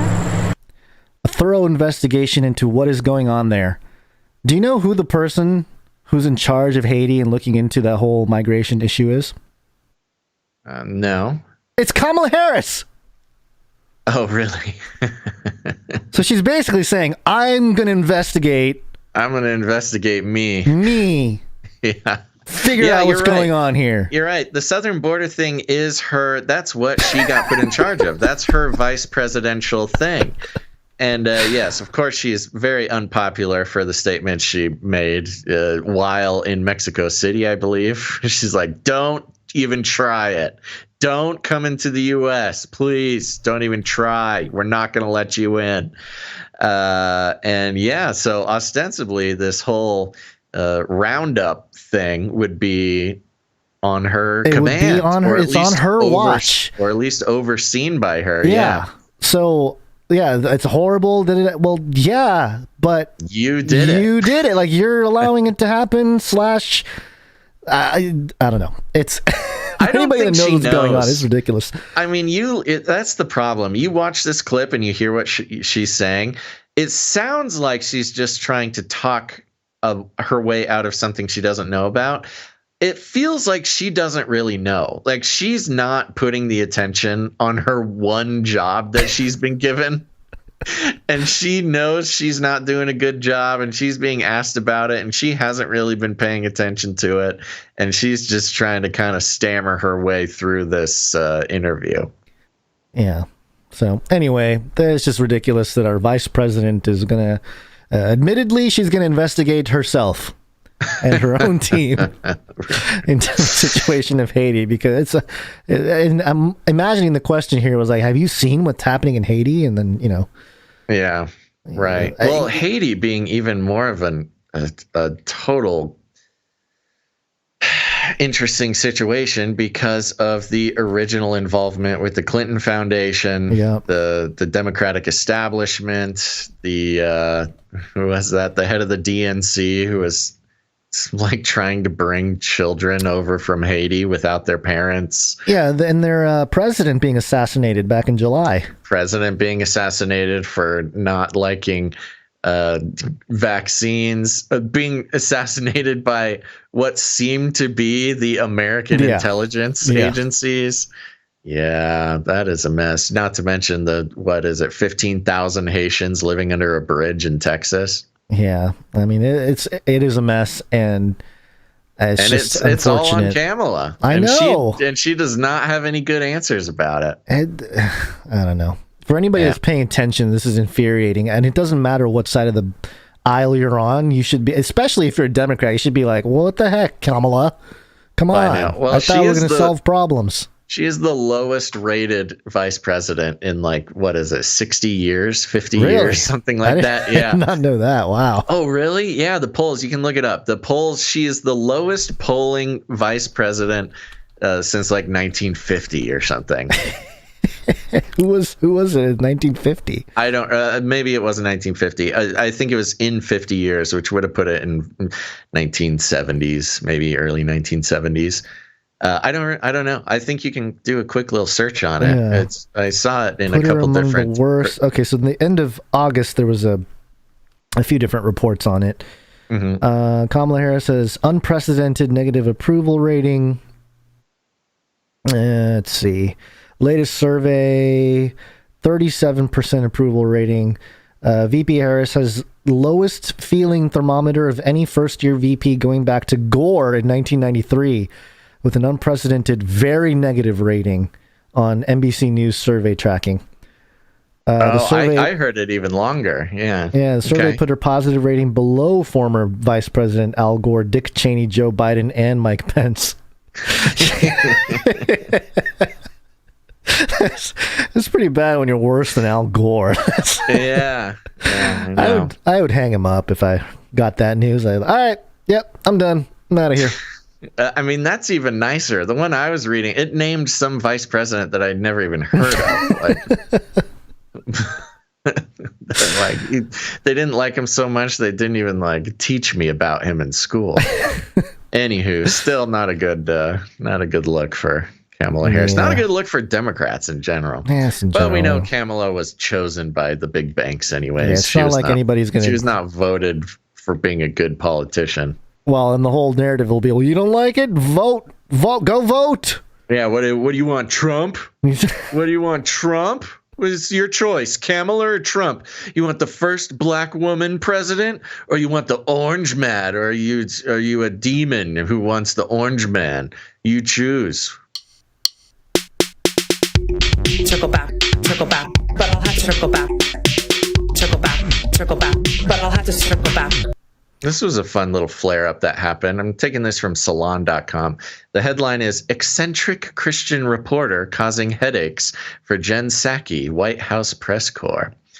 White House Press Secretary Jennifer Psaki has an odd problem on her hands. A longtime White House correspondent from an obscure Christian website that publishes little or no actual reporting is raising a fuss over no longer being allowed to enter her personal office whenever she wishes. This previously unreported West Wing drama has led the reporter in question to call for an investigation. Matthew Anthony Harper, a former chaplain who is self-appointed White House correspondent for a little-known media outlet called Intermountain Christian News, says his access to administration sources is being restricted. Harper says this started last week and now claims he is the target of a harassment and intimidation campaign crafted by White House press assistants. Quote, a Secret Service person was giving me a hard time saying I couldn't be there. He told Salon in an interview, referring to Psaki's office. He said the agent told him, quote, that I didn't have clearance, adding that he was, quote, confused about why I'm being banned from this. That incident, Harper said, occurred last Wednesday, September 15th. After that incident, Harper said he now has to travel around the White House press area with an escort, which he claims no other reporter is compelled to do. Harper does not have a hard, i.e. permanent, press pass, and says the White House took this measure as part of a systematic harassment and intimidation campaign by the Biden administration over his specific questions about human rights. He added, I know they're singling me out. Harper believes there is only one way to get to the bottom of this convoluted tale, through a broad investigation into alleged White House wrongdoing. He sent what he calls a formal complaint by email to Psaki and press office chief and staff Amanda Finney last Thursday, calling for them to investigate their own operation. Quote, I've had unrestricted access without an escort to the press secretary's office for almost 5 years, but now, after my continuing and challenging human rights violation questions, they are giving me this problem. Harper wrote in an email with the subject line, quote, Christian media complaint. He reiterated his claim that a Secret Service officer had given him a hard time and barred him from Psaki's office unless he was escorted. Quote, it's sometimes difficult to get appointments with any press secretary, said longtime White House correspondent Brian Karim, now a columnist for Salon. Quote, you have to do your job and keep working till you get what you need. I cannot fathom what anyone in that press office would just categorically dismiss any reporter. As for the complaint filed by Harper, Karim said it struck him as, quote, inappropriate. Ooh, inappropriate complaint, Harper. Other established White House reporters who spoke with Salon, as well as other sources familiar with the matter, said that Harper was only recently prevented from floating around Psaki's office in the upper press area of the White House. That is not customary for reporters without a hard press pass, which Harper does not possess. Reporters who have attended countless White House press briefings told Salon that Harper was occasionally has occasionally appeared at Q&A sessions in the James S. Brady press briefing room. One, however, said they had legitimately never heard of him, while several others said they had never read any of his reporting. Harper also describes himself as a White House correspondent for an Israeli news service called Newsreel. That's clever. Newsreel. Which appears to be a small-scale news aggregation blog with very few articles under its byline. Harper has been a West Wing mainstay for years, although there is not much evidence that he is a legitimate news reporter of any description. Yeah, which means he's not sanctioned by the liberal mainstream, I guess. His most memorable moment in the White House may have come in July 2012 when he asked Jay Carney, then President Obama's press secretary, a somewhat bewildering spiritual question. Harper told Salon, "I was very popular with the media that day. That was an electrifying experience." Other members of the White House press corps said Harper was known for asking oddly specific and seemingly irrelevant questions about Benjamin Netanyahu, Israel's former prime minister. Harper explains his mission at the White House on his LinkedIn page. Quote, "In November 2001, I felt God calling me to establish a Christian news source for our Treasure Valley, Idaho, Oregon area, beginning with our online Christian resources and events directory, which later developed into the Treasure Valley Christian newspaper and recently into the Intermountain Christian newspaper, covering the states of Idaho, Oregon, Utah, Wyoming, and now Colorado." Harper describes himself as a co-founder and publisher and president of the Intermountain Christian News Group. Salon's research could not find evidence of actual reporting or other journalism created by Harper and Intermountain, beyond a large number of amateurish YouTube videos watched only by a handful of people. Oh, Salon burn. Salon burn on you, Intermountain Christian News Group. Harper apparently first appeared in the White House's briefing room in the summer of 2011. In 2019, during Donald Trump's presidency, he created a minor media moment for his singing in the briefing room. What is this? Oh, they have a video of him singing in the briefing room. You want to hear it? Yeah, take a quick little listen. Let's see here. Loading, Twitter loading. Oh, he's singing "Oh Holy Night" from the podium in the White House briefing room. Okay. I didn't know you could just get up and sing in the briefing room. That's very loud. Hold on one second. Let's start from the top here. Till he appears, and her soul felt its worth. A thrill of hope, the weary world rejoices, for yonder breaks a new and glorious morn. Okay, keeps going for. Okay, he's just singing. A whole minute. Hey, there you go. I like the song. I'm a fan of the song. Okay, we're almost done here. Last month, Harper got in a question to National Security Advisor Jake Sullivan. In a video Harper posted last week from the White House, he discussed the plight of the Uyghurs in the Chinese internment camps and those in southern Mongolia and Tibet, and also Taiwan, that are greatly impacted by the aggression of the Chinese Communist Party, which appears to be the issue he believes has led to the supposed persecution. The video then cuts to Harper inside the briefing room saying, quote, "I am Dr. Anthony Harper, here in the James Brady press room in the White House, so many crucial issues to talk about." Asked whether he merits a White House press pass given his apparently minuscule audience, salon burn again. Oofa doofa, Salon. What do you got it out for this guy? Harper responded that he's not at the White House to win a popularity contest. He admitted to his audience might not be as large as CNN, but said it is important, and that national news outlets are promoting and playing his questions lobbed at Biden officials. "One of my questions went viral in Jerusalem," he said. Quote, "There are a lot of Jewish and Christian people in America," Harper continued. "They are really speaking against the Muslim Uyghurs issue." Harper added that he has repeatedly asked the White House for comment and has not received a satisfactory answer. Quote, "Rare earth elements," he added just before the end of the conversation. Nice little random thing to add at the end of that paragraph. On Monday night, Salon learned that Harper has asked fellow members of the White House press corps to pray about his West Wing access problems. He said he plans to apply for a hard White House press pass in October and hopes not to have any problems with that. Senior White House official originally told Salon that they would comment on Harper's claims, but no response was received before this article was published. Okay, there you go. Kicking the Christians out of the press room, Gons, for commenting on the Uyghurs. Can we apply for this? Can we send me? Will they be sketched out by the googly eyes and the Bezos hat? Yeah, so, part of me, so I have two lines of thought here. One is that, they're going after the pesky Christian guy asking real questions about real issues.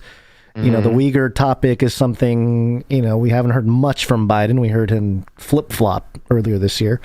Yeah, well, he said that the Uyghurs in concentration camps having their organs and hair harvested was a cultural difference that we can't question about the 2 weeks Chinese culture. 2 weeks after he said that he won't stand for any human rights violation happening in China. Right.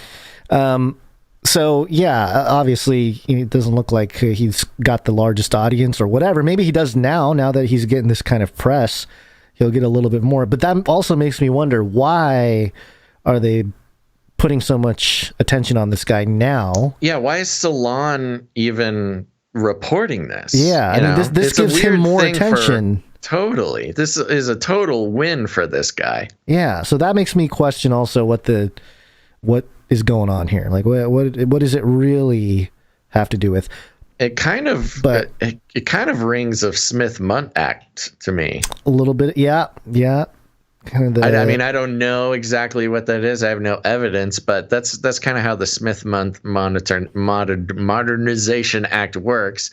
It's kind of all about these small overseas outlets like newsreel, where propaganda can be put out and then referenced to later. Well, and that's the other thing is, I don't know about you, Basil, but I've had a very strong opinion about Israel and its influence in the U.S. and not this, not like a crazy anti-Semitic thing. It's just more of like, hey, we spend billions of dollars and send a lot of weapons over there. And, Dr. Future has made the argument about like, that's actually unbiblical to be doing that kind of stuff with between Israel and the U.S. Mm-hmm. And I tend to agree with some of the sentiments there. It's not like anti-Israel. It's just, kind of the reality of the situation, plus the Mossad and the Zionist movement in America, especially in American Christianity. Zionism is a very powerful topic or a stance to take when it comes to the relationship, mixing faith with geopolitics in that way. It's very common. Yeah. And that's what I wonder. Like, is the Mossad highlighting this Christian reporter or allowing a mainstream source to put more attention on this particular Christian reporter because he toes the line of some of those Zionist talking points? And then so I don't know. I'm kind of connecting dots. It does have that vibe, doesn't it? It does, seems like Salon is taking some instruction. Taking some instruction to give this guy attention, which is a total non-interesting thing to write about. Like, I'm surprised Salon is even caring enough to, like, if you really thought this guy was nothing, who deserves to get nothing, you would just ignore him and nobody would know about him and he would fade and never get his press pass and things like that. But the fact that he is planning to apply for the press pass next month, you put this article out a week before he is applying for his press pass. And it's like trying to garner support from the right-wing conservative crowd by putting out a hit piece. Now you're going to get all these Christians, number one, know about him, and number two, support the idea of having him in the White House as a reporter. He seems like he could be a sneaky little operator for sure. I mean, we're not coming to any conclusions. We don't know, but it's just odd. It is very odd. Something smells funny about this. Yeah, and I get it. I understand the initial response of like, hey, they're treating Christians wrong in this particular situation, but you always kind of have to take a step back and say, well, why are they even giving him the attention? Why would that? Because you know that's going to be the obvious response, the initial response, especially from Christians. So just trying to think critically about it. It would be one way to pressure the White House to allowing this pro-Israel guy into the press room, because that's his whole thing. He's sort of, my thing went viral in Jerusalem, and I'm asking about Netanyahu. And of course, this administration has, done a great job of pushing out the pro-Israel sentiments. Meanwhile, just operating in the Middle East in ways that benefits, their MO. So, it's interesting. I don't know. This Anthony Harper guy, it almost warrants spending some extra time looking into him. Yeah. But it'll be interesting seeing if he gets his hard pass in October. Yeah. I mean, that'll say a lot. It will, yeah. Because there's really no reason to give him a hard pass if you believe what Salon has to say here. And if he does end up getting it, it does seem like a really odd thing to slip past the censors. Right. Okay. Yep. All right. Is it Nephilim time, baby? It is. Nephilim update. Nephilim update. Nephilim update. I have several Nephilim updates today. Okay. Yeah. Okay. This first one, prideofdetroit.com. Basil, it's NFL season again. Are you watching the pigskin?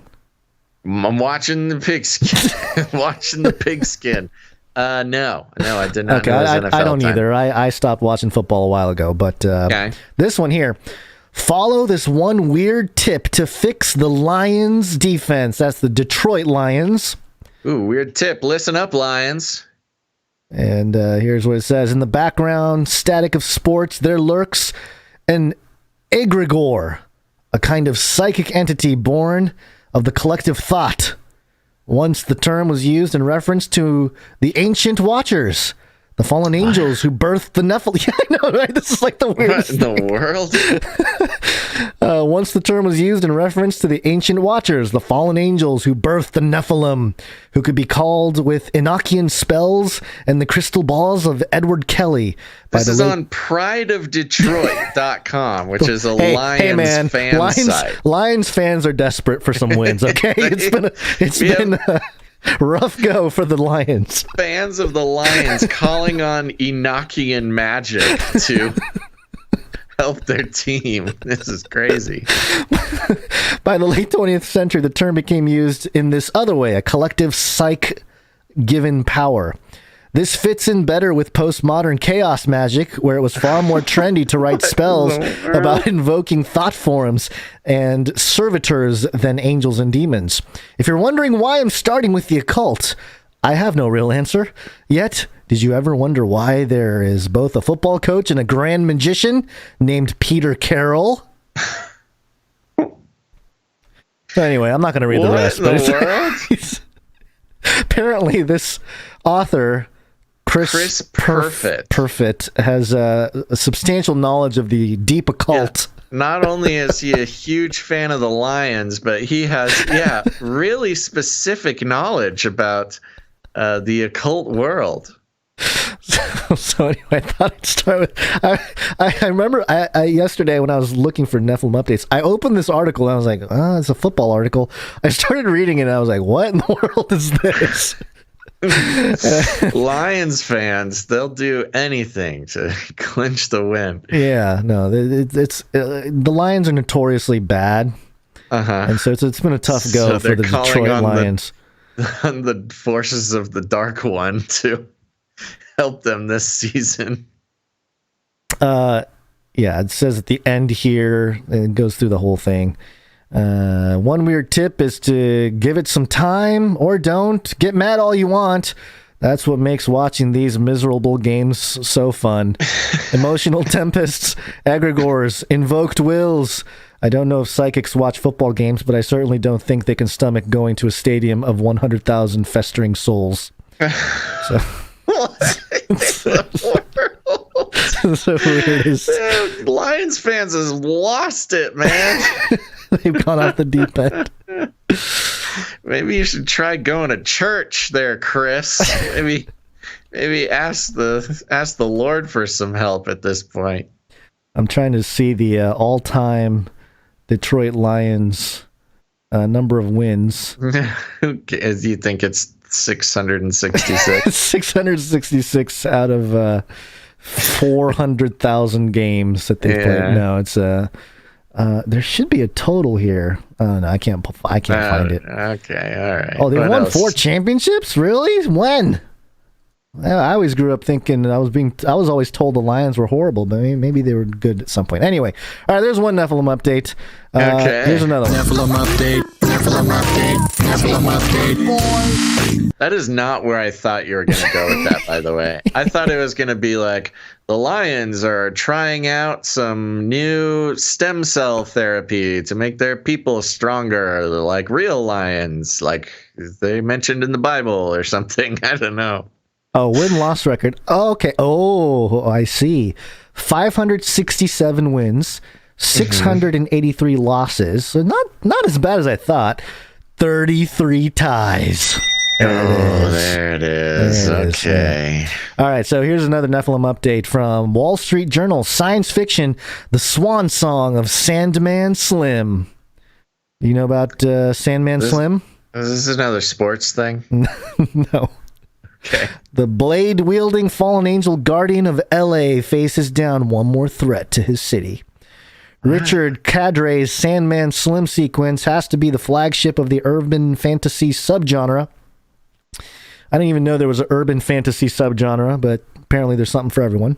Sounds cool. It started back in 2009, and now King Bullet, the 12th novel in the series, is presented as the final installment.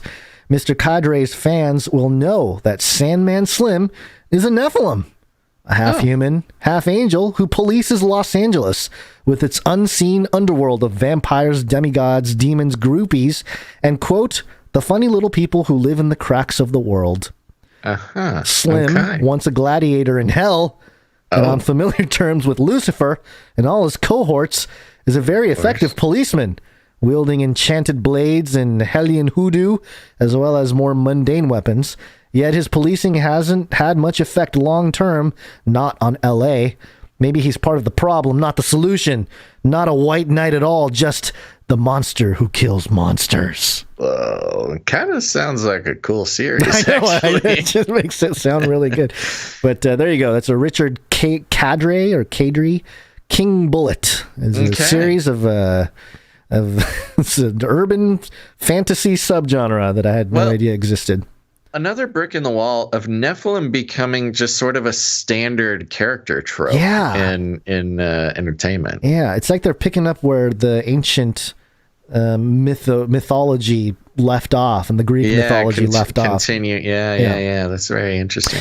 Along those same lines, we got one more here. This one is Multiversity Comics.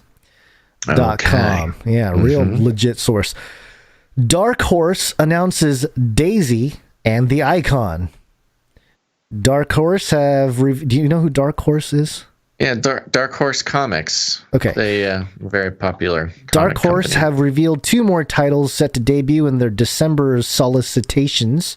The biblical horror comic Daisy by cartoonist Colin Lormer and colorist Jonah LaFuente. I'm going to go out on a limb and say it's not that biblical, but okay. And biblical horror comic. Yeah.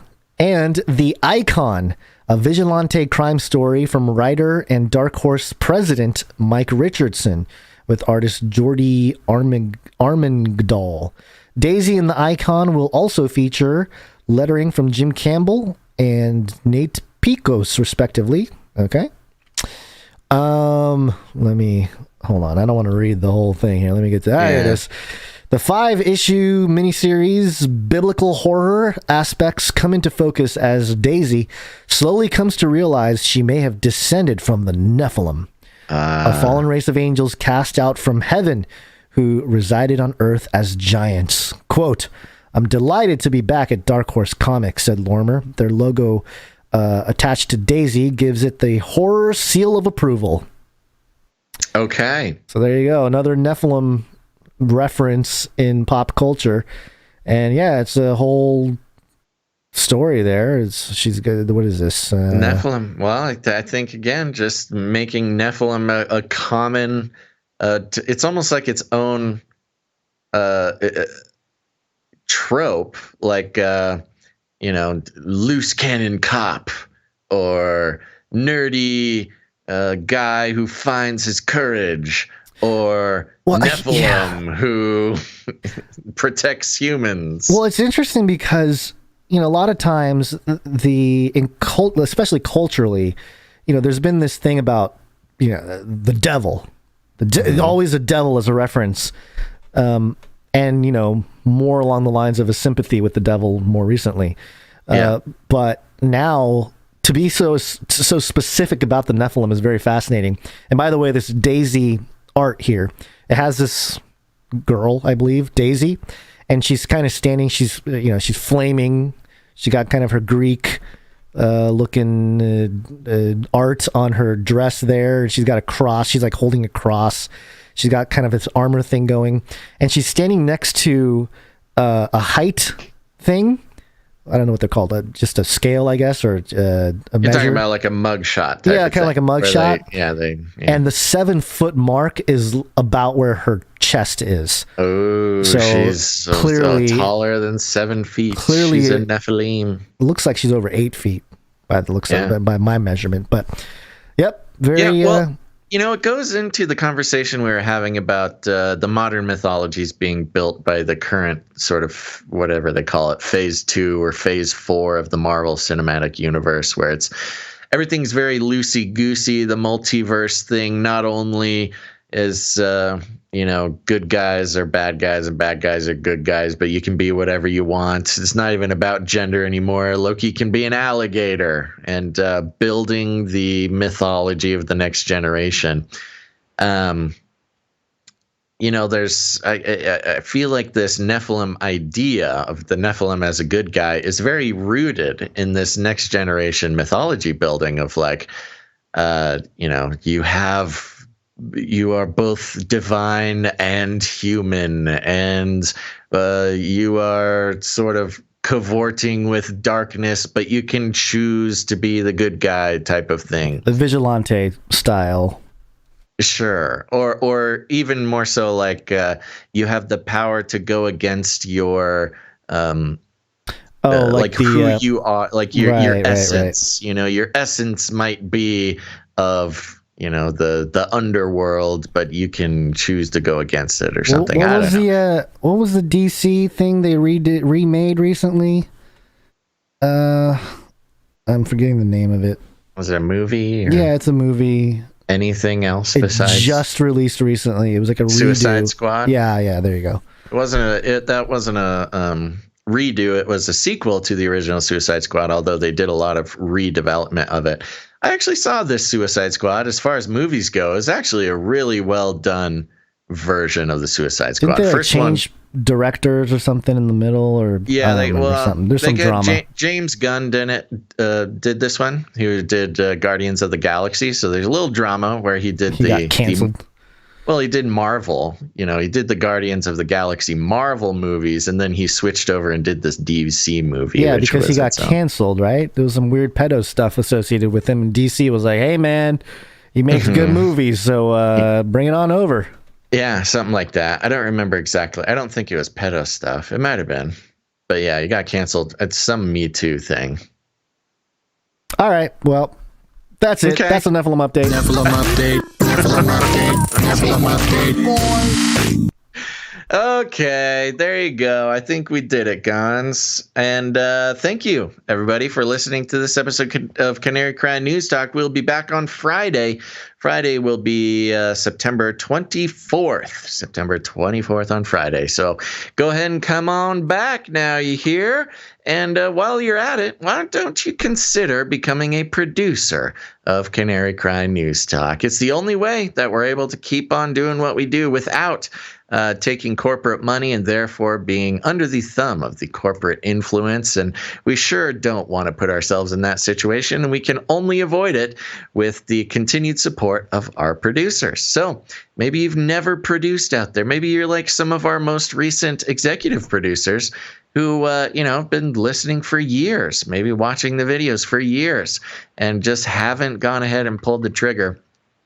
We need, it takes the entire team of producers around the world to keep this show going. So why don't you think about joining that team? You can do so by heading on over to patreon.com/CCNT or CanaryCry.Radio.com/support. CanaryCry.Radio.com/support. And I want to thank our producers for this episode of Canary Cry News Talk, episode 392, starting with executive producer Vincent B., our associate executive producers Stefan T. and Andre, our crypto producer here. But also thank you to me, Texas Profile, Lee A., Scott K., Tango Down 777. That's Robert over. Yes, that's his Twitter thing there. Let's see. Heather S., Big Tank, Aaron A., Sir Casey the Shield Knight, JC, Sir Simon the Knight of the Fishes, Tinfoil Hat Man, which is being credited towards his daughter Anna. Happy birthday, sweet 16. Brant W., Veronica D., Giants Bane 16, Gail M., Rung Smash, Juan A., Ciara 2, Ciara, thank you, Ciara. And of course, thanks to our time stampers, jingle makers, our artists, everybody who makes the show happen. So there you go. Now, here's the thing. You can become a producer in many ways. If producing with your treasure, producing financially is out of the question for you, don't worry. We understand. There's all sorts of ways to help the show out. If you're a creative person, you can create art, you can create music, you can create jingles, all sorts of good stuff. Whatever you do, create something for the show, about the show, we'll feature it on the show. We love doing that. It's a very important part of what we got going on here. Let's see, what else can you do? Oh, I do want to say you can leave ratings and reviews. That's very important. You can head to Apple Podcasts. Ratings and reviews are, I understand, it might seem trivial to you, but ratings and reviews are very important because they activate the algorithms to go ahead and share the show out to people who have never heard of or seen it before. It's something Gons and I have no control over. You, dear producers, are the only ones who have control over those algorithms. And so if you guys don't leave ratings and reviews, there's just hundreds of people a week who will not learn about the show. And if you haven't done it yet, please head over to Apple Podcasts. If you have an Apple device, it's very easy. Just search for Apple Podcasts on your device. It's a little purple icon. Click on that, search for Canary Cry News Talk, subscribe while you're at it, and leave a rating and a review. Like I said, hundreds of new people find the show when we get around 5 or more ratings and reviews a week. So we have that quota. I think we need 1 or 2 more for this week. So please hop on board, leave a rating and a review. I'll be reading all ratings and reviews on Friday. I'm honor-bound to read your messages to the world. Let's see, what else was I supposed to talk about on these outros? I was going to say, make sure to hit up CanaryCry.Meetups.com. If you've never done that, hit up Canary Cry Meetups. You can learn about all the meetups going on around the country and the world, and I highly recommend getting involved with these meetups. Show up, hang out, have a good time with other Canarians just like you. Everybody will be on the level. And it's good to make contact with people. Like, when everything goes sideways, you'll want to have contacts with people who know what's going on, if you know what I mean. So go do that, CanaryCryMeetups.com. You can help the show out just by sharing it. Share it on your social media. Share it with your friends. Text it out to somebody. If you want to get really, really creative, you can download the podcast, put it on a USB drive. Go ahead and throw it into a river. And that river will take that USB drive all the way down to the ocean. The plastic bottle that you've put the USB drive in will protect the USB drive. And then, somebody will be sunbathing on the river, breaking COVID. on the beach rather, breaking COVID protocols, and they'll be rewarded because they'll literally find a message in the bottle, and they'll take the USB drive, and then they will learn the truth about how the mainstream media has been lying to them, and it's all because of you sharing the show. It's a great idea. But other than that, you got friends and family who are starting to wake up to the fact that the world is not what it seems, and you can share the show with them. We like to call it rattling cages. And if you need any more instructions, here's what you do. You walk right up to them, you grab them by the cage, and then you shake it. The end of the world occurred pretty much as we had predicted. I want to shake things up, stir up some controversy, rattle a few cages. Hey, stop that! You'll never silence me. I'm the last angry man, a crusader for the little guy. Leave the bird alone. Never. Rattle a few cages. Rattle a few cages. The human race will have every opportunity to improve. And if they don't? Ask Noah. That's right, just ask Noah. And remember to go check out Ravel on your favorite podcast player. That's Ravel. Is the one with the good logo, the white background. It's the one with my name on it. There's another Ravel. Just ignore that one. But take a listen. I'd really appreciate it. We got episodes coming out every Sunday. So check that out. Gons, do you have any last words? Yeah, Proverbs 2:6, for the Lord gives wisdom. From his mouth come knowledge and understanding. Not from ours. Don't listen to us, folks. That's right. All right, everybody. Make sure to be back here on Friday to check the next episode. But thanks for listening. Next episode, Palindrome 393. Ooh, 393. The 33 episode, sandwiching a 9. Wow, that's got to be fun. Let's do a special palindrome producership. There you go. 300,993. You can be the producer for 393 palindrome producership. There you go. All right, thank you for that. All right, everybody, thanks for listening to this episode of Canary Cry News Talk. Make sure to tune in next time, but until then, think outside the cage.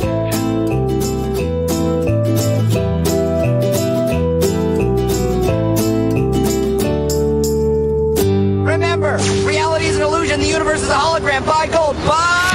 I want to shake things up. I want to shake things up. Leave the bird alone. I want to stir up some controversy. I want to rattle a few cages. I'm the last angry man. You'll never silence me. I'm the last angry man. I'm the last angry man. You'll never silence me. I'm the last angry man. A crusader for the little guy. Well, we'll see about that. Whatever, Illuminati. I wrote the bill. Pay them more. Get vaccinated. Anytime.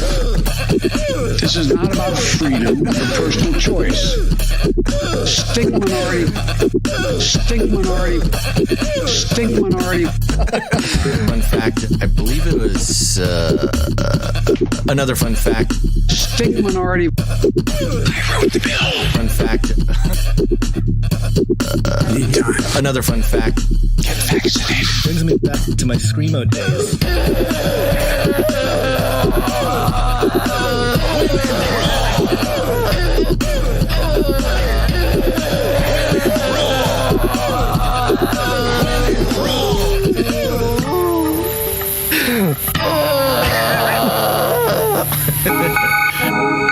In the future, humans will be confined in a people's zoo. I'll keep you safe and warm in my people's zoo. Come on, man. I'll keep you safe and warm now in my people's zoo. I wrote a bill. You in my people's zoo. I'll keep the cameras on. Keep yapping, man. I'll keep the cameras on now in my people's zoo. You in my people's zoo. Get vaccinated.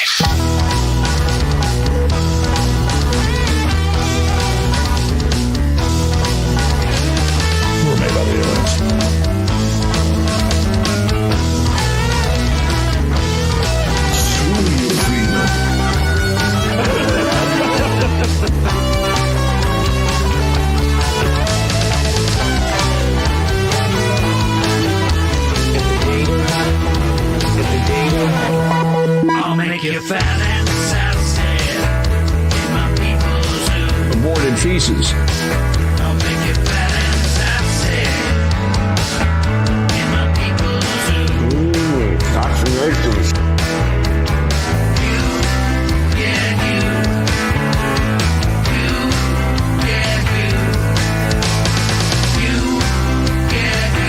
In my people's zoo. I'll keep you warm and safe in my people's zoo. Do not come back, you Nazi psychopaths. We're all gonna die.